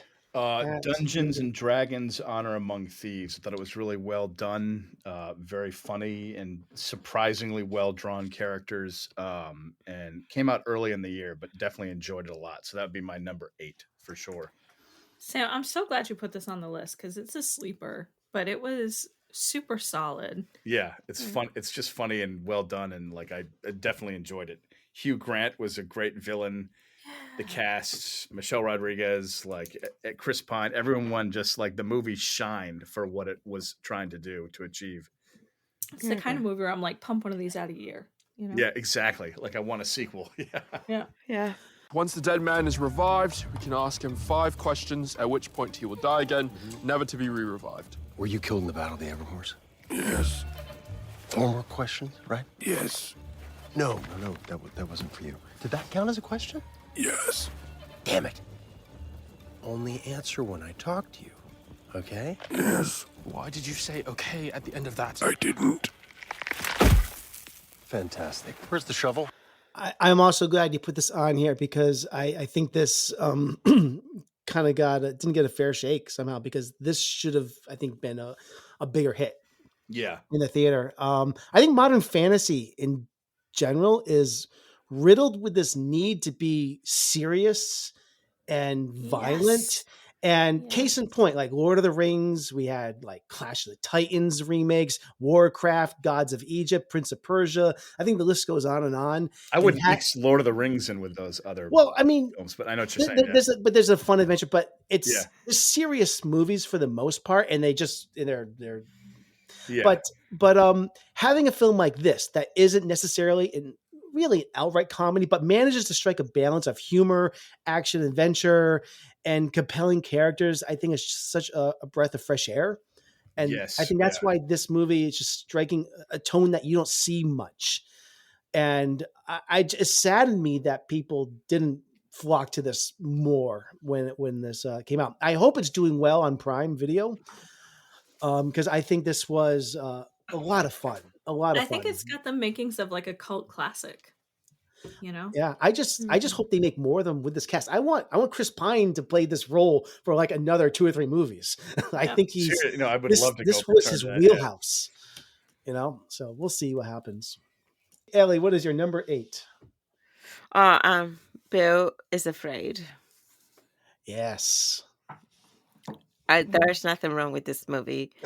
There's nothing wrong with this movie. It's just I have other ones, but I love Joaquin, and I love the movie. The emotional part of the movie, it touched me as a mom because I don't understand why a mother would treat their kid the way that this mom did, Bill, and so I cry for Bill. I loved it. Just a great movie. Yeah, I think even after 8 months or so after I saw this, you know, I still think about this movie a lot. It's it was just so bonkers. I mean, I don't know. I think this is streaming on Paramount Plus right now. So I mean, I think I really encourage people to see this. But Was Afraid was, you know, I ate up every minute of this movie when it came out. And this, by the way, this is my number 7 pick. So I'll jump ahead here a little bit. It I don't know. It's about a man who's just riddled with anxiety, who embarks on a journey or an odyssey to make it home to his mother, and along the way, he has like these side quests. Ari Aster, one of the most audacious and deranged movies I think he's done since. I mean, I loved Midsommar and Hereditary, so I think those movies go places, and this movie is. Right up there with it. So I don't know. I'm hearing a little bit of Oscar buzz for Joaquin Phoenix for his performance for Napoleon, but I actually think this is the one that really is the one that is the better performance easily for me. I disagree. Yeah. I hated this movie. I'm sorry. It did not do anything for me. I know when we last talked about it, I was like, I don't really know how I feel about it. And the more I sit with it, the more I'm just like, this is just. I can't talk. I shouldn't talk because I haven't seen Napoleon yet. Yeah, it's I was so not into it and not into anything that he was trying to say. Yeah. That is a shame. That is the shame. I mean, I like Ari Aster a lot. You know, I loved Hereditary. I enjoyed Midsommar quite a bit. But that's the beauty of film. Not everybody's gonna like your film. So yeah. I thought the second act where he's in the woods and, you know, there's that sort of dream sequence where he sees himself in place. I thought that was really beautifully done. I think that was probably like the redeeming part of it for me, but of course it's about not the movie. So yeah, I don't know. Wasn't for me. Give him the Oscar for Napoleon. Give him the Oscar for his anti-performance. I was into that. Well, B, what do you have for your number 8? Since we're on to great question. It's Napoleon. It's the other Joaquin. He's great though, you know, and I love that he's just doing these big. I mean, he's always done these big projects that he just wants to do, and it's fun to follow his career.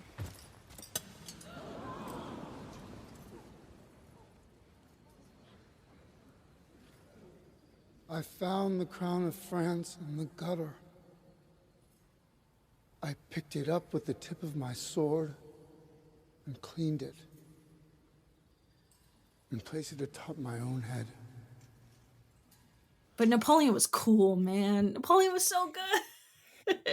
There were scenes in that movie where I was like, I don't think I've ever seen this on film before. See, that's what I keep hearing. Damn it, I got to see that film. Yeah, it was so great, and it was so funny, and it was sardonic, and it was just I look forward to the longer cut. I think it's going to be great.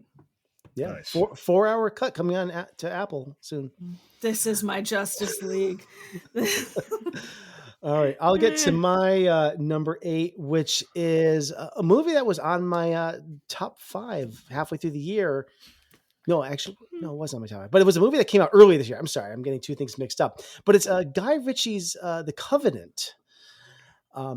I got to first address the Guy Ritchie of it all, because he's a director that showed up on the scene in the late '90s, hot as hell, blew up Hollywood with back-to-back crime comedies, Lock, Stock, Two Smoking Barrels, and Snatch. Two films I consider to be near masterpieces of their Snatch is genre. awesome. Had a couple missteps along the way probably ever since he was given a blank check to direct some big tentpole films that some I felt were paint by numbers. I'm looking at you, Sherlock Holmes and Aladdin. Oh my God, I love Sherlock Holmes. It's good, but I felt like it was just like, here's a bunch of money, just go ballistic. And it doesn't. I enjoyed the second one as well. Yeah. But yeah. I feel like Ritchie best operates when he's working with limitations. And give this guy $25-30 million to make quirky crime comedies, and I'm a happy moviegoer. So when, this movie, I never would have expected to be in my top 10 of the year, because it's like nothing he's done before. If you missed this, it stars Jake Gyllenhaal, and I think it's Dar Salim, and it's about an Army Green Beret who is wounded while fighting in Afghanistan, and a local interpreter risks his life and his family's life to drag him by any means back to safety across the desert wasteland. It's just a riveting suspense story. It's also heartwarming. I threw this in one night expecting a very run-of-the-mill action military war story. I never expected where it turned out to be one of a great movie about humanity and friendship. So I just highly recommend this. So yeah. Yep. So I had forgotten that even happened. So thanks for throwing it back on my radar. Came and went. All right, we're going to do our number 7. So Sam, Godzilla -1 was already mentioned as your number 7. Ellie, what is your number 7? Saltburn. And here he is. No, we were just talking about Don't be silly. Farley, you just make up the most awful things. Of course we weren't. Hello, Oliver, darling. Oh, what beautiful eyes. Oh, how wonderful. Yeah, I told you it wasn't a Minga. Oh, but darling, you're kind about everyone. You can't be trusted. I know some people think it's grotesque and pervasive and name everything. But I find this movie extremely sad and heartbreaking for the character, who happens to, I think in my opinion, is a psychopath anyway, but tactfully, this guy, what's his name? The actor there. He did the Banshees of the Banshees movie there. I think he's a great actor, but for me, this movie, Barry Keoghan. Yes, Barry. If you look at this movie from the point of view of, oh, it's gross, what am I looking? Yeah, it's a train wreck. The whole movie's a train wreck. Okay, it's like a roller coaster. But it's artistry. It's art in that movie. There's so much art in the movie, and you have to have an artistic mind and open mind to see it for what it is. And I think it didn't do so well. I don't know how well it did, but I know that a lot of people found it offensive. Obviously, if you have a close mind, you're going to find anything offensive. Even the sex scenes in this movie are not offensive to me, because think about, this man is in love with he's obviously, he loves men, and he's in love with a man that's straight. And the bathtub scene where he licks the bathtub after he's done with the shower and done his orgasm in there, and when he dies and he goes to the grave and has sex on top of the grave. I mean, for anyone else that would be like grotesque, right? But I get it. He's in love with him, and it's heartbreaking that he never got to show this love to him, and he will never do it because he's gone, because he killed him at the end of the day. So I love, there's a love story within this movie. It's a roller coaster of artistry, and I loved every single bit of this movie. I truly enjoyed it, even the grotesque parts. It's a good pick. I was mostly positive on it, but yeah, I still kind of digesting it. B, you've got a number 7 pick for us, right? I do. I went with Past Lives. I thought it was beautiful, directed by Celine Song, of course. This movie is like linen. Like, it's just so delicate and beautiful, and it's This is where projects come to life. Our showrooms are designed to inspire with the latest products from top brands, curated in an inviting, hands-on environment, and a team of industry experts to support your project. We'll be there to make sure everything goes as planned, from product selection to delivery coordination. At Ferguson Bath, Kitchen, and Lighting Gallery, your project is our priority. Schedule your showroom consultation and see more from brands like Monogram at build.com/Ferguson. Prescription products require completion of an online medication consultation with an independent healthcare provider through the LifeMD platform and are only available if prescribed. Subscription required. Individual results may vary. Additional restrictions apply. Read all warnings before using GLP-1s. Side effects may include a risk of thyroid C-cell tumors. Do not use GLP-1s if you or your family have a history of thyroid cancer. If you've struggled for years to lose weight and have given up hope, did you know you can now access GLP-1 prescription medications at TryLifeMD.com? We're now offering eligible patients online access to GLP-1s, the breakthrough prescription medication that can help you lose body fat and weight. Listen to what people are saying. It's fun to put on jeans that you couldn't get into 6 months ago. Every morning, I look forward to getting on the scale. For anybody who's struggling with their weight, it's a godsend. And here's the best part. Your insurance may cover 100% of the cost of your medication. So go to TryLifeMD.com to have your eligibility checked right now. Get started today at TryLifeMD.com. That's TryLifeMD.com. wrenching, but it's just so feather in its touch, and I just thought it was really a touching time watching it. I just thought it was great, and the performances are outstanding from everyone. So I think definitely keep an eye on it. I know it got a lot of praise. I know I'm probably in the minority just because I have it as low as I do, but I could not have it on my list. Mm-hmm. Really intimate and special. Ellie, is this still on your list? I know you moved some things around. As for me, it's my number, what is it, 1, 2, 3, 4 movie. I liked it. I thought it was well done. And I thought that I love the love story. I love the immigrant story behind, I think whenever there's a movie where there's, any immigrants coming into this country, I connect with it. And it was well done. It's a love story, really, that basically goes nowhere after a while. But it's more about the friendship of this woman and man. And I think that,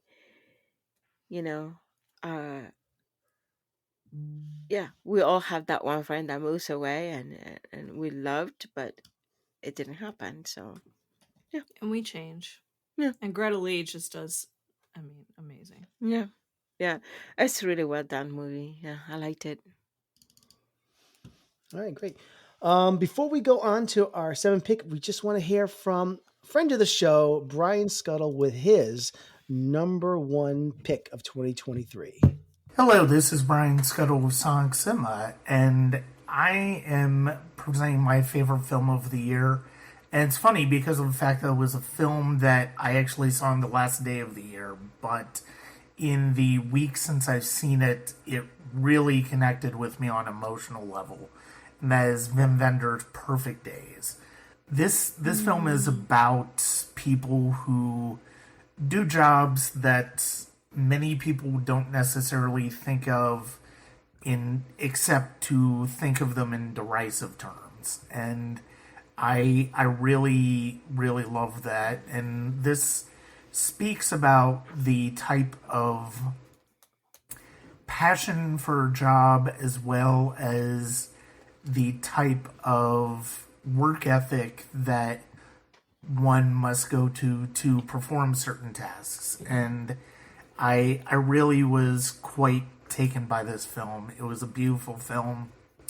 And when it comes out in February from Neon, I certainly hope that people will take the chance to watch it because it is really a beautiful film and it's probably one of Wim Wenders' best films.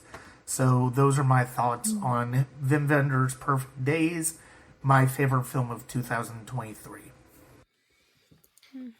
All right. That is one of my most anticipated for next year. I love Wim Wenders. Yeah. All right, we're going to move on to our number 6 picks. We're going to start off with Sam again. What do you got? So my number 6 would be Mission Impossible: Dead Reckoning. It filled the action quotient of the year for me and had some really good stunts. There was a little bit of a pandemic issue with some scenes seemed like they were filmed in a vacuum, but I thought it was one of the best of the series. And the motorcycle stunt at the end was sort of given away a little bit too much in the trailers, so that was a bit deflated. But other than that, it really fulfilled the like action movie quotient for me this year. So that would be number 6. All right, cool. Did anyone else see this? I haven't seen it. I have. I did. Mission Impossible was off the chain. But yeah, I loved it. I think I'm going to wait to see. This is funny. I think I'm going to wait to see it until part 2 comes out because I feel like I heard that it leaves on a big cliffhanger. And that bothers me. So I think I want to see them back to back. If I'm going to that's invest cheating. Well, since I'm not going to see it in the theater, I might as well wait. It's not like I'm in a major rush, so I think I'm going to wait. So anyways, who's next here? So Ellie, grace us with your number 5 pick. Number 6. Number 6 pick. Sorry. John Wick 4. Chapter 4. Yes, that was my 5. Don't have to talk. Awesome. Yeah. One thinks he can serve his way out. One thinks he can buy his way out. And one thinks he can kill his way out. Each of them all thinks that they have the winning hand. But what they fail to realize is that the moment they took a seat at the table. I mean, come on. Yeah. If you didn't make your 10 list, boo-hoo. That's how I did. That's why it's above Mission Impossible. Action. Keanu. I'm in love with Keanu. I'm in love with Keanu. I'm in love with Keanu. Okay, I will watch anything Keanu makes. But aside that, John Wick Chapter 4 was, I think, I don't know, I kind of like, it's one of the best, John Wicks I've seen, I feel, now that I think about it. I think it's really one of the greatest action films ever made. Yeah, in general. Because Hollywood hasn't done any great action films, and then comes John Wick Chapter 4, and I'm like, hello! Everything from the car scenes to like the disco, the whatever, the club scene. Come on, I mean, the music, and even the end of the film for me was very emotional. I did cry. Because the thought of it being the last one, it's just really made me cry. So, yeah. Take it away, Sam. Well, no, that was it. That's good. Yeah. The last thing I just want to say is I just really like how every film in this franchise, I think it's really good, and it's raised the stakes each time. But it hasn't lost its focus. It's never really gone off the rails. And by the way, Chad, it's Stahelski, I think is the director. He's slated to produce and direct a reboot of Highlander, I think is the next project he's going to do, which is interesting. Interesting. Yeah. So yeah, good pick. I want to watch it again. I want to see all the John Wicks like one day. We did. That might be John Wick overload, but it's kind of my dream is to like watch all 4 of them in one sitting. We did. Carlos and I did that. Oh man. Yeah. Okay. 6th pick to be Anatomy of a Fall. I had been waiting for this one for a while. My list sounds really boring compared to John Wick. It's just mostly people talking, but I thought this was rife with tension and incredible performances all around. Even the dog, it was a perfect setting. I like these films that could be plays. They're just very two specific sets, small sets. It adds to the claustrophobia of the whole thing and the tension of the subject. I thought it was wonderful. I really like this too. This won the Palme d'Or at Cannes last spring. Yeah, because I have great taste, Nathan. Yeah, I thought this was solid. Great dog acting. I mean, if I'm gonna be honest, the only thing I liked about this Anatomy of a Fall was the dog. Other than that, and I didn't get it. I thought it was awesome. Yeah, a lot of people did like it, but yeah, I actually almost fell asleep on it too. So, well, I really like this movie, and it sat right outside my top 10. What kept it aside was probably just one thing. It was one of the last films I got in before compiling this list, and I've been dealing with my fair share of trauma and friends, fellow co-hosts, friends, Romans, countrymen. I'm telling you. My cup has runneth over with stories of grief and trauma of 2023. I feel like there's been so many movies. Yeah, maybe you should make your own movie. I know I'm mixing up my quotes here, but I was pummeled this year with people that were just traumatized and depressed, and I think I watched this and I was like, man, I wasn't in the right headspace for it. And I realized I felt like I was watching a great film, but I needed to be in a different headspace for it, for sure.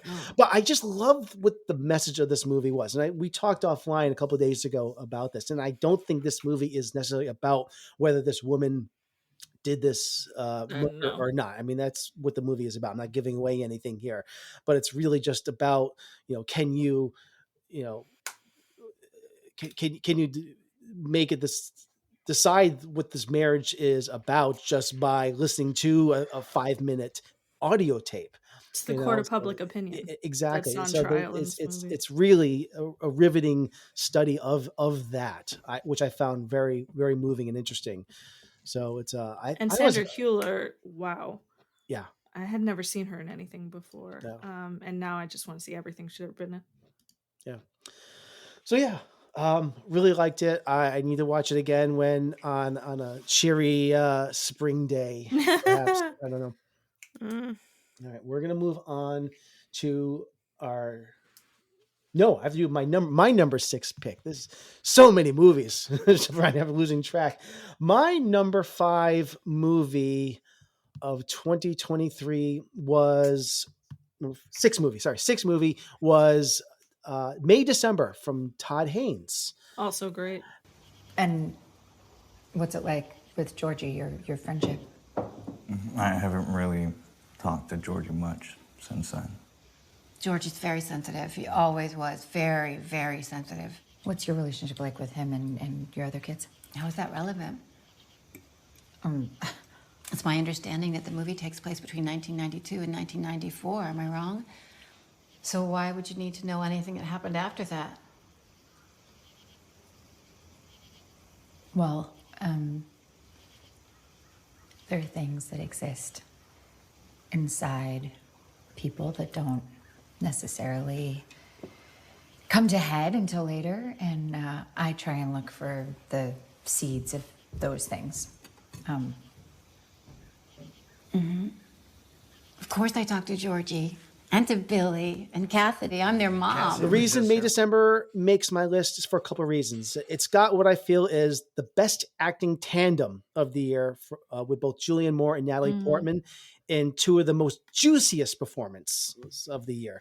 These 2 are on full melodrama mode. The passive aggressiveness they are putting out there hasn't come off me in over 30 showers. It's really May December is very loosely based on a true story about a middle middle-aged female school teacher who has an affair with a 7th grade boy. Authorities find out about them. She gets incarcerated, but when she gets out, they continue their relationship and they start a family. It's messed up. And in this film, Natalie Portman, she portrays like this Hollywood actress who is going on to play the woman who had the affair with the student, and she visits the family to research the role.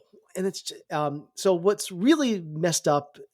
So what's really messed up is the boy who was 14 is now a 35-year-old man, and her and Julianne Moore have children.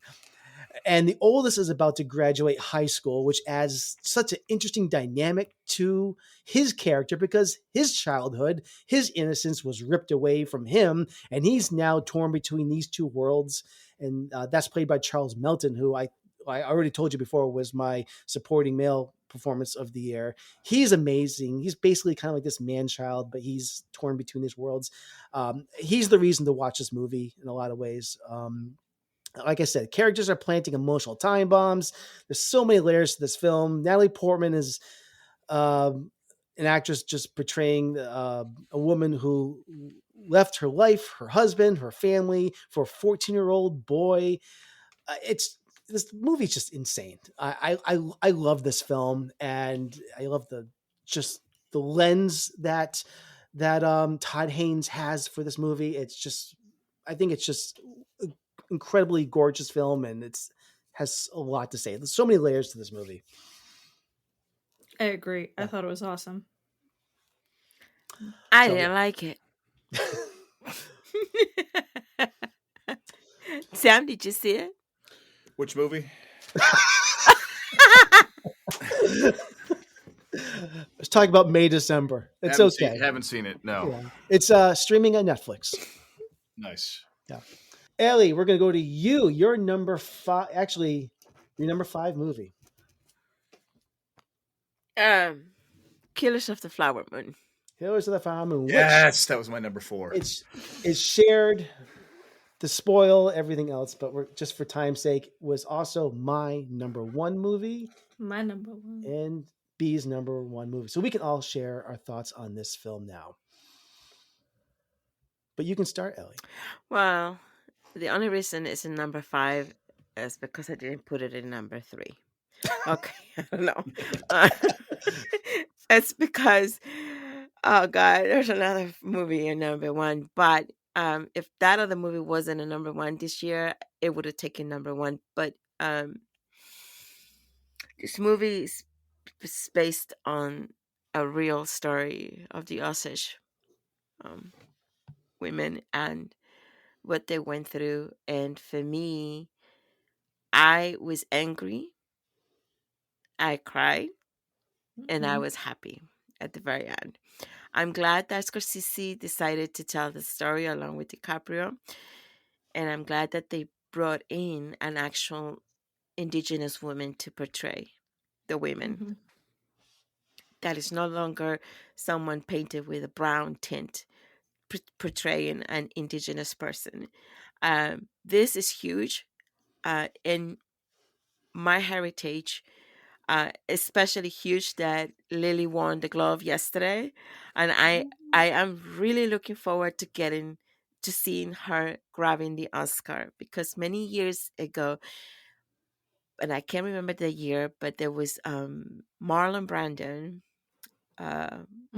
brought in an indigenous woman to take over to speak for the Oscar, and she was booed off the stage, and I think she might have been hit on the face at one point for someone. I forget who it was. To today, I say this is a huge moment in the history of filmmaking. And I don't want to say Hollywood because I don't really care about Hollywood, but in filmmaking, to give Native Americans, I don't want to call them Native Americans, we don't like to be called Native Americans, but indigenous people, to bring them to the screen, because there's so much talent in the indigenous race. There's so much talent out there. There's so many stories yet to be told. This is not the first one. And I hope it's not the only one. And I think from here, I hope there's more to be told and more indigenous people used in Hollywood, in not Hollywood, in films. I just think that their time is coming, and I am beside myself with this whole movie. I think it was well done. Scorsese did a great job with the movie. And I really think that Lily carried the story in this movie. I Yes. feel like she really Absolutely. was the star of this film. And we know Leo is a big star, but Lily changed the whole tone of the movie for me. Without Lily, it wouldn't have been the same for me. Shows itself to you that Bill Smith didn't take the proper care of Minnie the way he could have. To have her sick and die, take her head rights and her land. That oil, which should go to her sisters, your wife, well, he's taking money that by rights should go to Molly. The mother, Lizzie.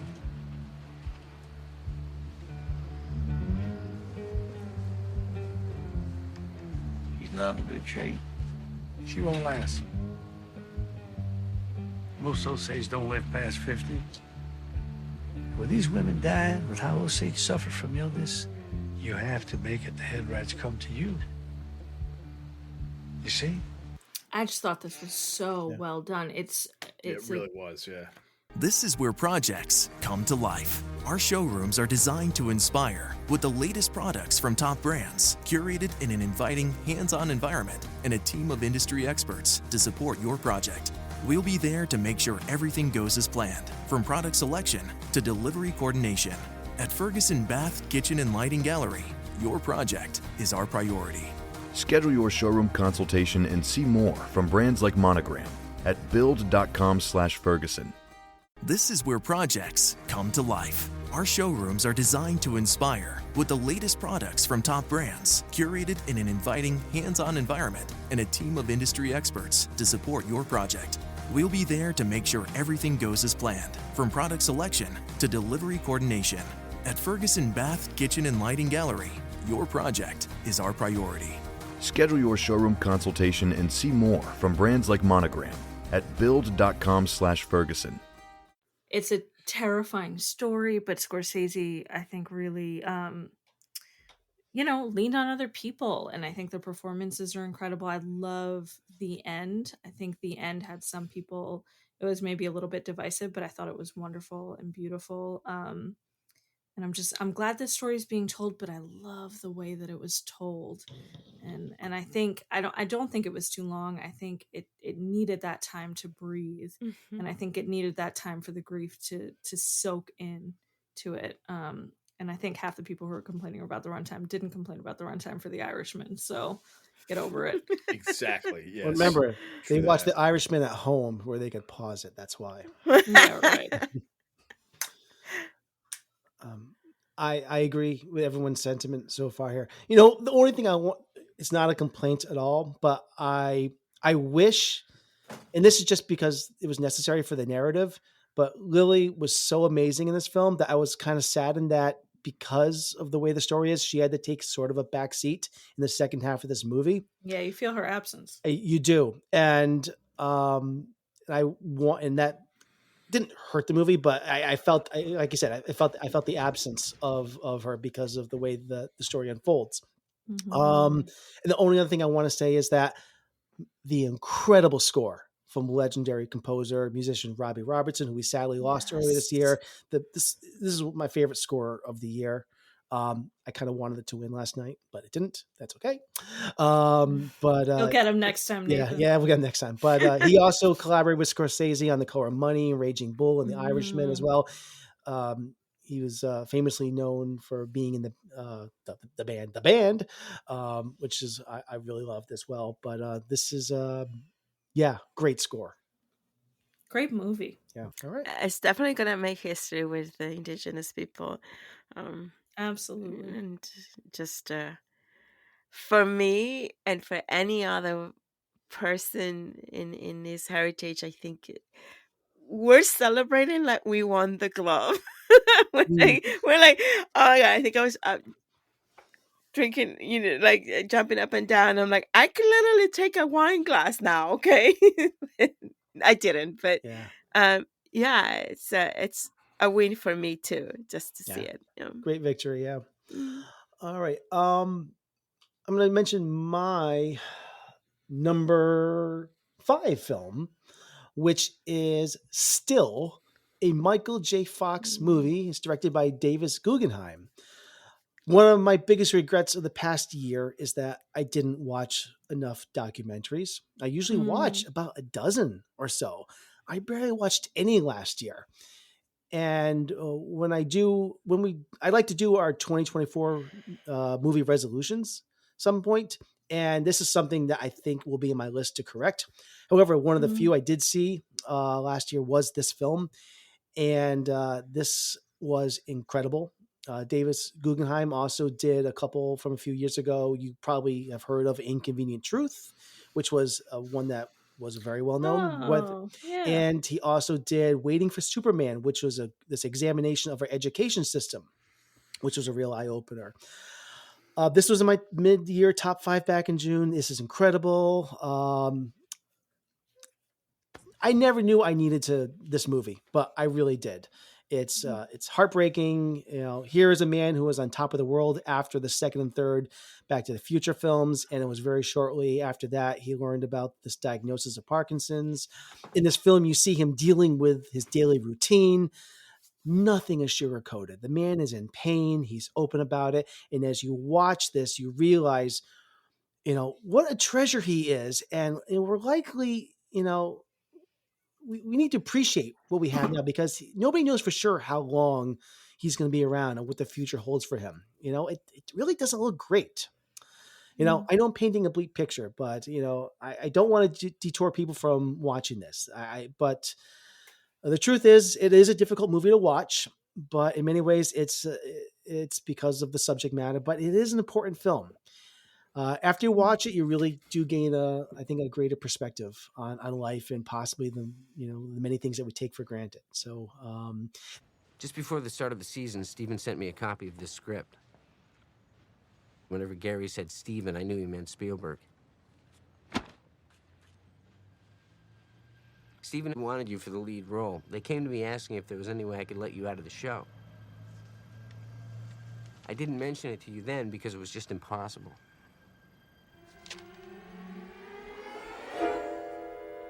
They started shooting a couple of months ago with Eric Stoltz, but they don't think he's the right fit for the role. It's gonna be expensive, but they want to reshoot all of his stuff. My head was spinning. Anything else? You're not gonna miss an hour of work on the show.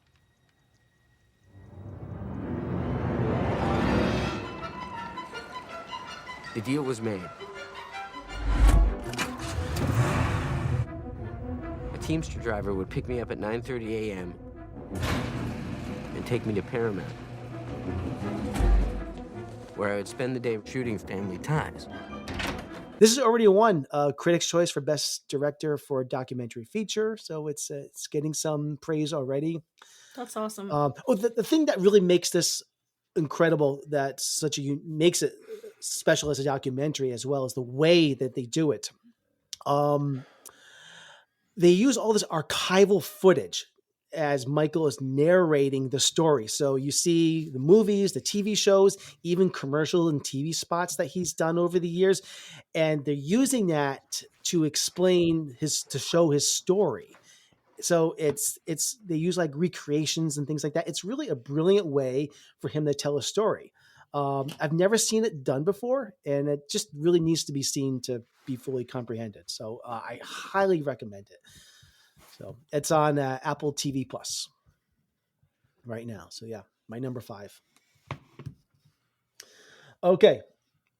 Before we get to number 4, I have two special guests that really, really have been waiting a whole year to share something on the podcast. Hi, this is Chloe, Nathan's daughter. So today my dad asked me to do a number one review of 2023 films. So my number one movie of 2023 was Taylor Swift The Eras Tour. I'm a big Swiftie, like a big one. So I loved singing along to the songs and listening to it. And now I love watching something and listening to music, so now I have both. Yeah, thanks. Bye. Hello, my name is Skyda.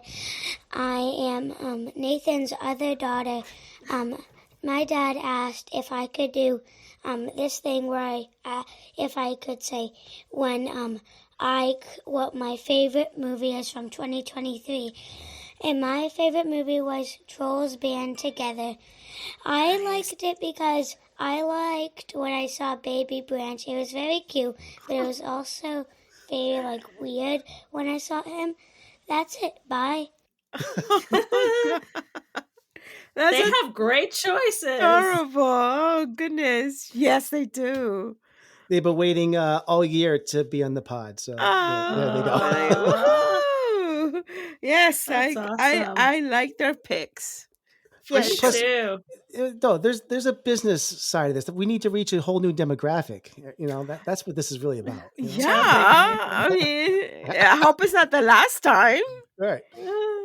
Believe it, we're gonna turn this into a family-friendly kids movie only podcast. Back to the Wiggles. Yeah, We don't even swear in this podcast. All right, we're gonna do our number 4 picks. Sam he's already picked Killers of the Flower Moon. Ellie, you've already picked Poor Things, but B, what is your number 4? Probably contentious among this crowd. But I went with Asteroid City. I just was totally blown away by it. I went to go see it in New York at the Angelica, which is not a theater that I'm usually thrilled by, but even that couldn't deter me from really, really just loving this movie. I like Wes. I'm on board for all his idiosyncrasies and his tweeness. I think it all serves a purpose, and I think style is substance. And I think this was a really wonderful, magical movie about grief and sort of who you transform into in the wake of the grief and the existentialism that you can. This is where projects come to life. Our showrooms are designed to inspire with the latest products from top brands, curated in an inviting, hands-on environment, and a team of industry experts to support your project. We'll be there to make sure everything goes as planned, from product selection to delivery coordination. At Ferguson Bath, Kitchen, and Lighting Gallery, your project is our priority. Schedule your showroom consultation and see more from brands like Monogram at build.com/Ferguson. Grapple with and that gnaws at you when you're suffering through that, even if it's the grief for the loss of yourself or the loss of what you feel like is your potential or the loss of a loved one. And I thought this was just so wacky in places, and it was touching in places, and it just hit all the right beats for me. As you know, boys and girls, your parents arrived late last night by military helicopter. They've been sequestered in that metal hut over there for the past several hours while the government scientists explain the situation to them, although everything's already in the newspapers. It's my understanding they're about to go into this closed-circuit television set at any moment. Everything's connected, but nothing's working. Let's carry on with the lesson plan, then. Billy? I did the aliens flying saucer with the hubcap and a chicken pot pie tin. Good work. Very accurate. Jupiter, 5th planet from the sun, largest in our solar system. Yes, Bernice? I did the alien on its home planet. Well done. How wonderful. Due to extreme atmospheric conditions, an anticyclonic storm has raged on Jupiter's surface for over... Yes, Dwight? I wrote a song about him. Oh, this may not be the time for a musical performance. I guess I'll just say that I thought this was okay. Yeah, I know. Yeah. I know. It was mid-tier Wes Anderson for me, which is an improvement over some of his recent films. Yeah. I really was not blown away by French Dispatch, and I was positive on Grand Budapest Hotel, but not as much as most people were. But I what I did love though is that every frame of this movie just looked like a postcard, and it was fun on that aspect. And I thought that Scarlett Johansson was great in this in a supporting role. I was one of my favorite performances of the year. What did you think of Jason Schwartzman in this? Because it was really a leading performance in a lot of ways. Right? It's an ensemble, but he was I really thought kind of he like was this. great. Mhm. I thought it was a performance I hadn't seen out of him in a while, and I know that he works closely with Wes a lot. But even then, I thought it sort of stood out. And this isn't my favorite Wes by a long shot. That probably goes to Life Aquatic, but Is it? yeah, probably Oh. closely followed by Grand Budapest. Interesting. But I thought this was great. I thought the I do love performances were Grand great. Budapest. That's a great film. Like, Yeah, I think that, and I think he sort of takes from Grand Budapest and does that whole, story in a story that I really like to see him do. what was the Wes Anderson film with Gene Hackman in it? The family, like The Royal Tenenbaums. Tenenbaums. Love That's a that great movie. Great movie. Yeah. Yeah. Yeah, Grand Budapest. I did not like Astoria City. I actually walked out in the middle of it. So, Ooh. Oh well, then. yeah. Oh, okay. All right. So my number 4 is Dream Scenario, directed by Christopher Borgli, newcomer I never even heard of before. Are you gonna do spoilers? Because I'm not gonna listen to it. No. Not that long ago, we were recapping our 2023 a movie forecast, and one of those films, if you recall, I mentioned was Renfield, which ended up being a film I didn't like that much because I'm a huge Nicolas Cage fan. But all was not lost, because in the end, Cage still delivered the performance of the year for me in this black comedy fantasy dream scenario. First, like I said before, first time collaboration with A24 and Nick Cage, which shocked me. This seems like a match made in heaven. I'm not going to give anything away, Okay. Ellie, but it's basically just about a nebbish college professor who seems to live a very mundane existence. And basically the premise is just he suddenly starts appearing in people's dreams. And there's really no explanation for that. And it's really just an examination of a satirical look at how society treats celebrity culture, and how we probably go overboard with this in cancel culture, meme culture, in the world of media and advertising. I think this film has a lot to say. Sounds like a film I would want to watch for sure. I would say Dream Scenario and Beau is Afraid are the two films that would be a perfect double feature for 2023 to reflect both outside pressures of society pushed upon them and the inner turmoil that we feel as a result of it. That's awesome. So I don't know if I can truly recommend these two films as a double feature. That would be one fucked up night. But you'd probably need a truckload of Prozac afterwards. So, but it would seem fitting. So I really liked it a lot. I'm looking forward to watching Dream Scenario, actually. So I hope this weekend, hopefully I'll get to it. All right, so we're gonna move on to our number 3 picks, and we already mentioned your number 3 pick, Sam, which was The Killer, and Ellie, we mentioned your number 3 pick, which was Past Lives. So we're gonna go on to be your number 3 pick, The Iron Claw. It was so good. It was so good. I grew up watching wrestling, although I didn't grow up with this family like we talked about earlier, and it was just so good. The performances were great. The storyline was tight. I thought it was just incredibly moving. And yeah, Zac Efron, he became a movie star. That's great to hear. I did not like Zac Efron looking that muscular, by the way. Okay, well, I did not. I don't like think he that. cares. I did not like that. I love my Zac, but not like that. Jeremy, on the other hand, I freaking love Jeremy. He can do anything, and I love anything he does. But the movie I went to see because my son is into wrestling since he was little. And he did mention that there was a brother that was left out of the movie, which kind of sucks because it seems like he was not important enough to put in the movie. But from what I hear is the director didn't want to make it too somber by adding another suicide. Sad story of this movie. Very sad. I do have to say Zac Efron I think he did the performance of his lifetime in this movie. And was I did amazing. cry. I cried. I cried at the Mhm. end. I cried at this moment when he says, "I don't have any more brothers." That was so sad. It was so Zach sad. does this thing that I've never seen him do, which is he plays small Hmm. a lot. You really see this like this man whose body is taking up so much space, but he's so small Mm. next to his father, really, and next to his brothers, and just he wants to sort of take up as little room as possible, and it's really impressive to watch.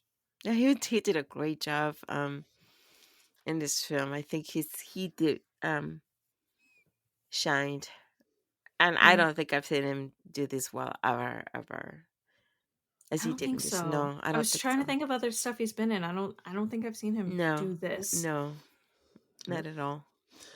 Well, I'm definitely looking forward to seeing this. Hopefully, sometime this week. Me and my dad. It seems like a good like take your dad to the movie type of film. I'm looking Yeah. forward to that.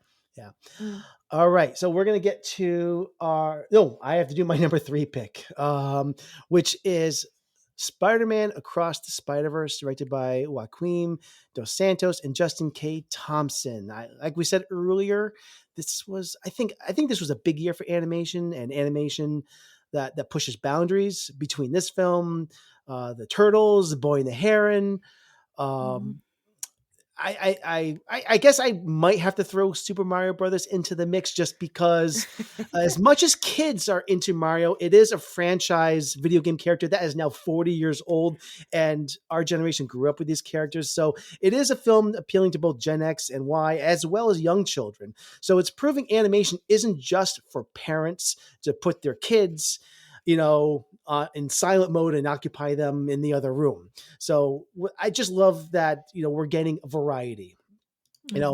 Halfway through this year, this sat atop my best of the year, and it's just a testament that it's only moved down a couple spots at the end of the year list, because this movie just really kicks ass. This is, I think, the best superhero movie of the year. I It is, agree. and And I don't like superhero movies, but I agree with you on this one. Yeah. It's incredible. I think it raises the stakes from the first film. It continues a year or so after Into the Spider-Verse. I get them mixed up. Miles Morales is now 15 years old, I think, in this. And not really getting deep into the plot, but you can go back and listen to our episode. I think it was episode 18. The animation of these films is just gobstopping. It's a kaleidoscope of the most sensual, hypnotic, and energized animation I've experienced in a movie. And so many different styles of animation all taking place in the same frame, which it just blows my mind. The storytelling is incredibly well done in this. It puts the relationship with Miles and his parents front and center, coupled with the story of Gwen Stacy, who is practically the co-lead of this film, and her relationship with her dad. These familial relationships, I think, are the heartbeat of this film. So I thoroughly enjoyed this film. I cannot wait for the third one of these to come out. I hope we don't have to wait too long. I know it got delayed. But yeah, I love Spider-Man Across the Spider-Verse. This is where projects come to life. Our showrooms are designed to inspire with the latest products from top brands, curated in an inviting, hands-on environment, and a team of industry experts to support your project. We'll be there to make sure everything goes as planned, from product selection to delivery coordination. At Ferguson Bath, Kitchen, and Lighting Gallery, your project is our priority. Schedule your showroom consultation and see more from brands like Monogram at build.com/Ferguson. All right, so we're going to move on to our number 2 picks. Sam, before we do your number 2, we are going to have someone else introduce it. Ellie, you might recognize this voice. 2023 is probably one of the most stacked years for films that I could ever remember. There's so many great films that came out this year. And your number 1 could probably be The Holdovers. It could probably be Across the Spider-Verse. Or it could be Poor Things. But for me, my number 1 film of the year is without a doubt Oppenheimer. Chris Nolan, the GOAT, in his prime. Score by Ludwig Göransson. Incredible visual effects. Editing on another level. The cast was insane. Performances by Emily Blunt, Robert Downey Jr., Cillian Murphy. Oppenheimer, the highest grossing biopic of all time. without a doubt, Oppenheimer was my film of 2023. You're a long way from Chicago, Leo. If we don't act now, they're going to use this thing against Japan. We booked a meeting with Truman, but somebody killed it. You're meeting the Secretary of War. Just because we're building it doesn't mean we get to decide how it's used. History will judge us, Robert. In Chicago, we put together a petition. I'm not getting into that.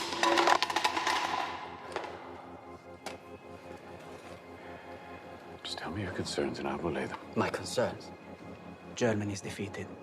Japan's not going to hold out alone. How could you know that? You got us into this. You and Einstein with your letter to Roosevelt saying we could build a bomb. Against Germany. That's not how weapons manufacture works, Sillard. Opie, you have to help. Fermi's in the meeting. Lawrence is in the meeting. They're not you. You're the great salesman of science. You can convince anyone of anything. Even yourself. Oh, Carlos. Carlos. Wow, well spoken, that kid. I didn't even know he could do that. So I wanted Carlos to introduce Sam's number 2 movie.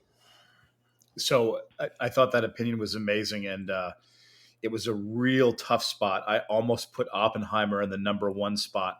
My number 1 film, which we'll get to in a moment, it just had a little bit more of an emotional response. That's the only reason why it won over. But I thought that structurally, Oppenheimer was incredible. Just the way it was made, the kind of nonlinear storytelling that Christopher Nolan is such a fan of worked so well in this film. And I just thought it was an interesting and fascinating experience. And I think this movie will stand the test of time well. And again, I thought the cast was incredible. It was great seeing a whole bunch of familiar faces of actors and actresses that I'd seen over the years, all in the mix together in this epic film. So strong number 2 for me. Oppenheimer, I thought was pretty damn amazing. I loved the dream sequences in Oppenheimer. Yes. Yeah, agree completely. I do, but I do need to see this again because I said this, I don't know how many times in this podcast. The score, be surprised. Second the viewing. score obliterated me in the theater, and I didn't like the score, but I missed so much of the dialogue. And I think Nolan has actually come out many times has said that you don't need to hear all the dialogue. It doesn't matter. But I'm one of those people that like, I kind of want to hear what's said. Because I feel like I missed some important things. What, Nathan? You want to hear people talk? I kind of do, but yeah. But I will say though, I mean, I did feel like this movie had a few pacing issues. I know, unpopular opinion, but I'm not going to be too down on this movie because I think it's me. I think it's me. I need to rewatch this at home, subtitles on. It is you. And it's me, okay? I liked it a lot. I didn't love the Florence Pugh character, and I did. Who thought that's how we would get the quote, "I am become death"? I thought it would be read to Florence Pugh's chest. Yeah. All right. Well, it is my number 1 movie. Yes, it is also your number 1. It is my number 1 movie, and for all the reasons. But more importantly, I watched this movie twice already at the theater. I've watched it the first time and I watched it the second time. And every time I watch this movie, it draws me to it. I feel like I'm actually part of the damn movie. That's how I felt. I felt like I'm sitting there in the theater, but I'm really not there. I'm actually now transported into to that era. And the moral issues that come with being a scientist in that time. And I actually felt bad for Oppenheimer because he knows what he's doing. He has to struggle with the moral issues of doing what he's going to do. And it's sad that we all know USA government isn't always what it appears to be. So yeah, at the end, he gets burned by it. There's a line in the movie where he says, they'll need you until they don't need you anymore. And that is so true. And there's a sadness to this movie. And I know Sam says that he was number 2 because there wasn't enough emotion as the holdovers. I love the holdovers, but It wasn't my number one pick, but it could have easily been my number one pick. But for me, Oppenheimer had all the elements, and it has the history, the science. And if you don't know this history and science, it's a good way to learn it, I guess. But there is an emotional part for me to this movie, and it's Cillian who gives it to me all the way. And if you didn't see the emotional part through Cillian, then I don't know what I was watching, because I felt a sense of pain in his eyes at moments. So yeah. We're going to get to the rest of our number 2 picks, and I have a close personal friend of mine who is going to introduce what is both Ellie and my number 2 pick. And So my favorite film of last year, it's a tough one because it was a decent year for movies. I really think my favorite film, though, of last year, whether it won't win, I do think Paul Giamatti has a great shot for winning Best Actor, as does Divine Joy Randolph, who just won a Golden Globe. She's probably going to win Best Supporting Actress at the Oscars. I think The Holdovers is probably my favorite film of last year. It's just such a classic film. It's well done. It's emotional. It surprises you. It's great. It's everything you ever want to. And I'm surprised you even say that. It's just a really wonderful film, and it's really just wonderful. I love every part of it, and has probably the best last scene of any film I've seen in a long time. So that was my good friend Lenny Schwartz, who is a Rhode Island playwright, filmmaker, and he just told us his number 1 movie of 2023 that both me and Ellie have as our number 2 film of the year. And that would be my number 1 as well. And Sam's number 1. There was an incident when I was at Harvard with my roommate. And? He accused me of copying from his senior thesis, plagiarizing.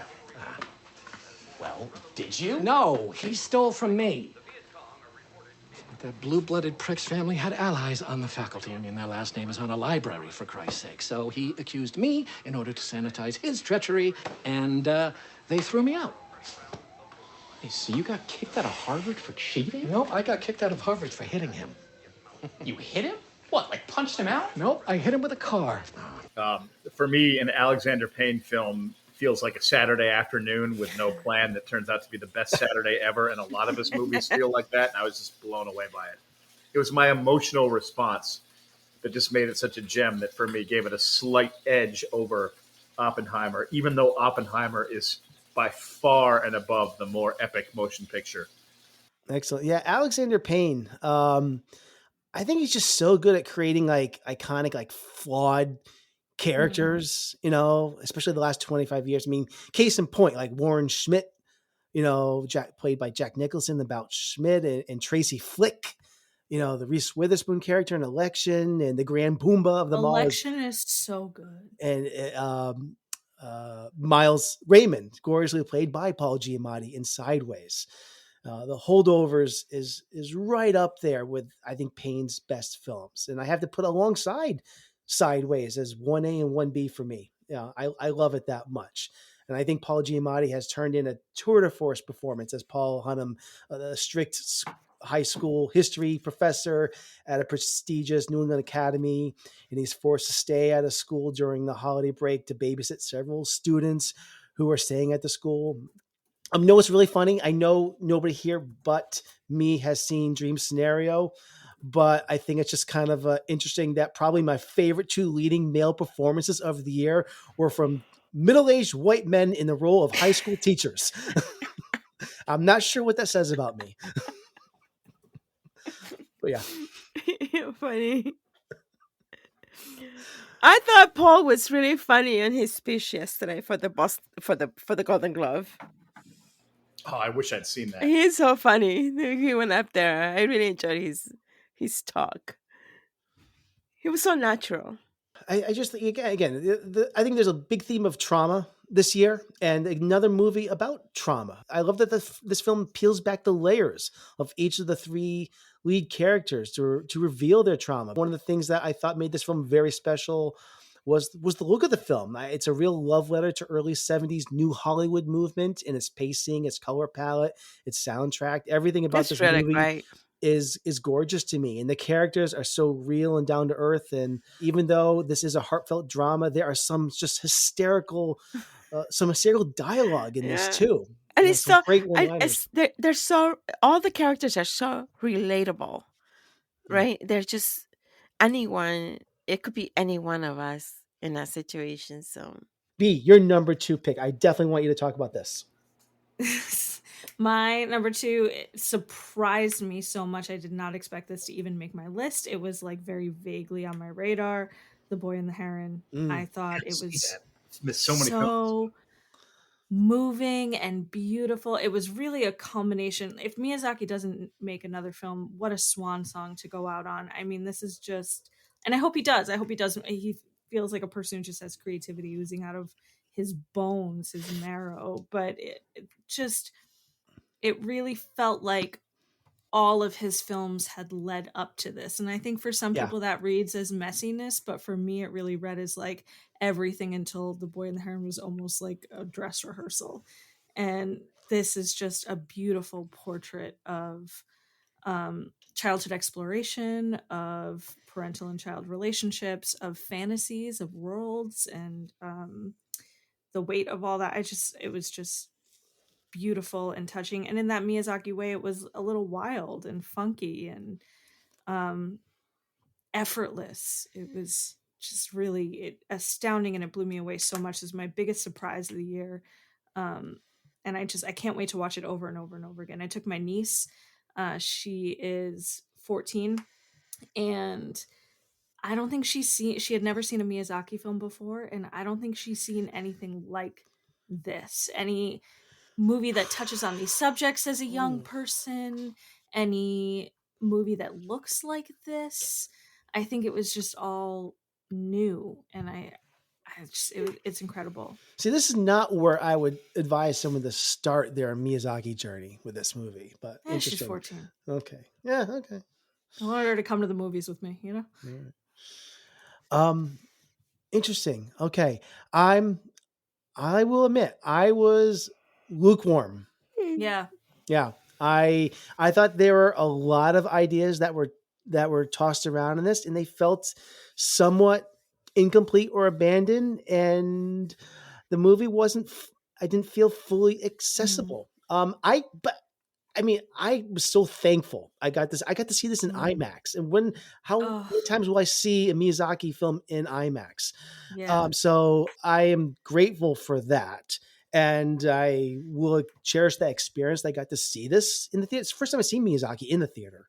Same. So yeah.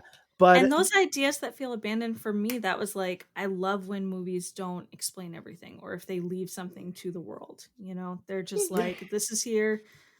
You don't need to know everything. Yeah, but I think I've never felt so, I wouldn't say betrayed, but I never felt so I never felt that way so much from one of his films. But I've never, it's bigger. But I'm not like, I don't love all of his movies. There are definitely a handful of movies from his that I'm like, no, these are not for me.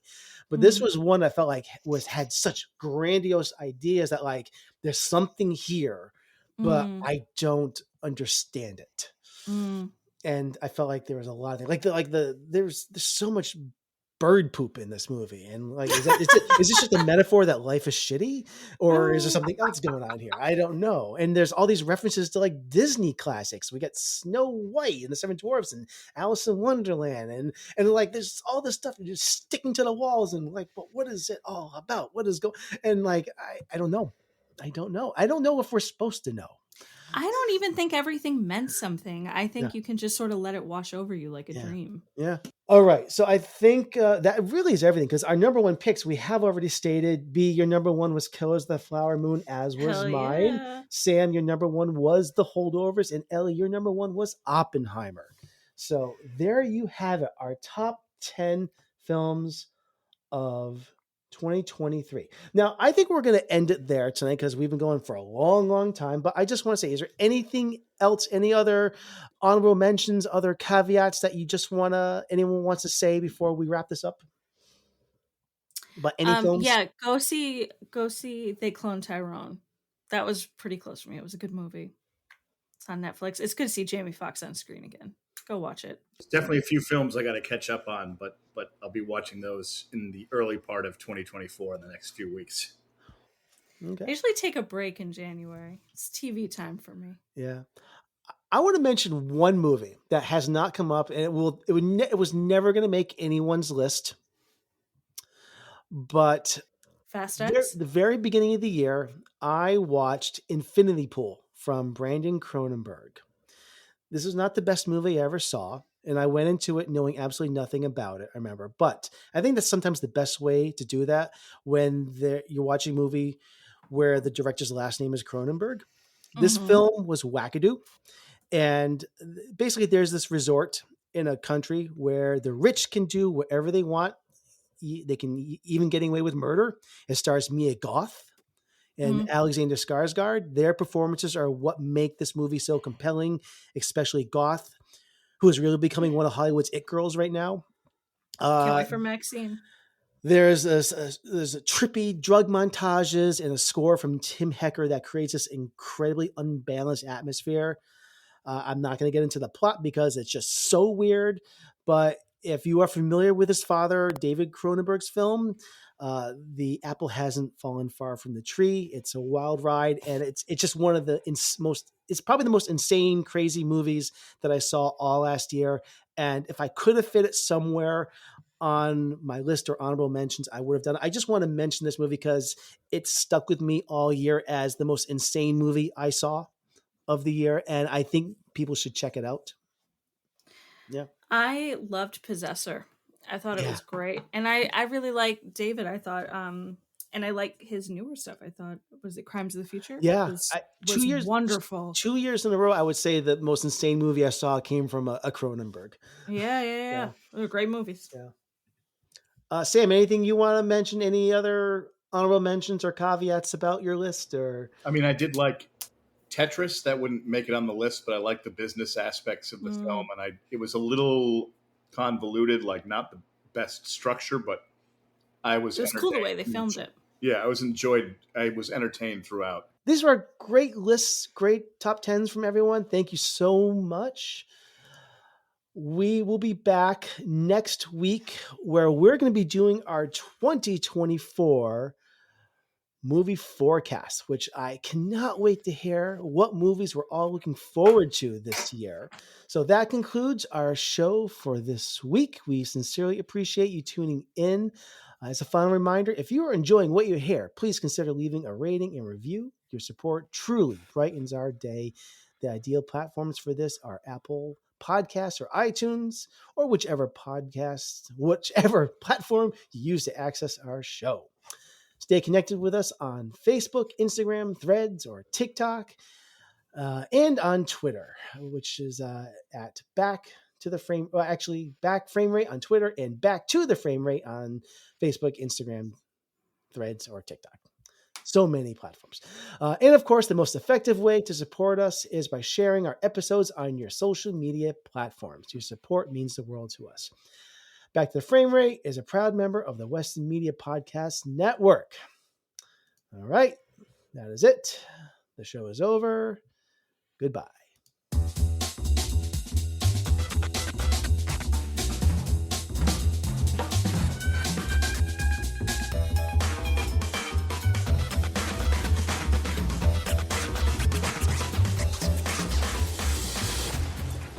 I want you to know it's over. Well, bye. This is where projects come to life. Our showrooms are designed to inspire with the latest products from top brands, curated in an inviting, hands-on environment, and a team of industry experts to support your project. We'll be there to make sure everything goes as planned, from product selection to delivery coordination. At Ferguson Bath, Kitchen, and Lighting Gallery, your project is our priority. Schedule your showroom consultation and see more from brands like Monogram at build.com/Ferguson. This is where projects come to life. Our showrooms are designed to inspire with the latest products from top brands, curated in an inviting, hands-on environment, and a team of industry experts to support your project. We'll be there to make sure everything goes as planned, from product selection to delivery coordination. At Ferguson Bath, Kitchen, and Lighting Gallery, your project is our priority. Schedule your showroom consultation and see more from brands like Monogram at build.com/Ferguson.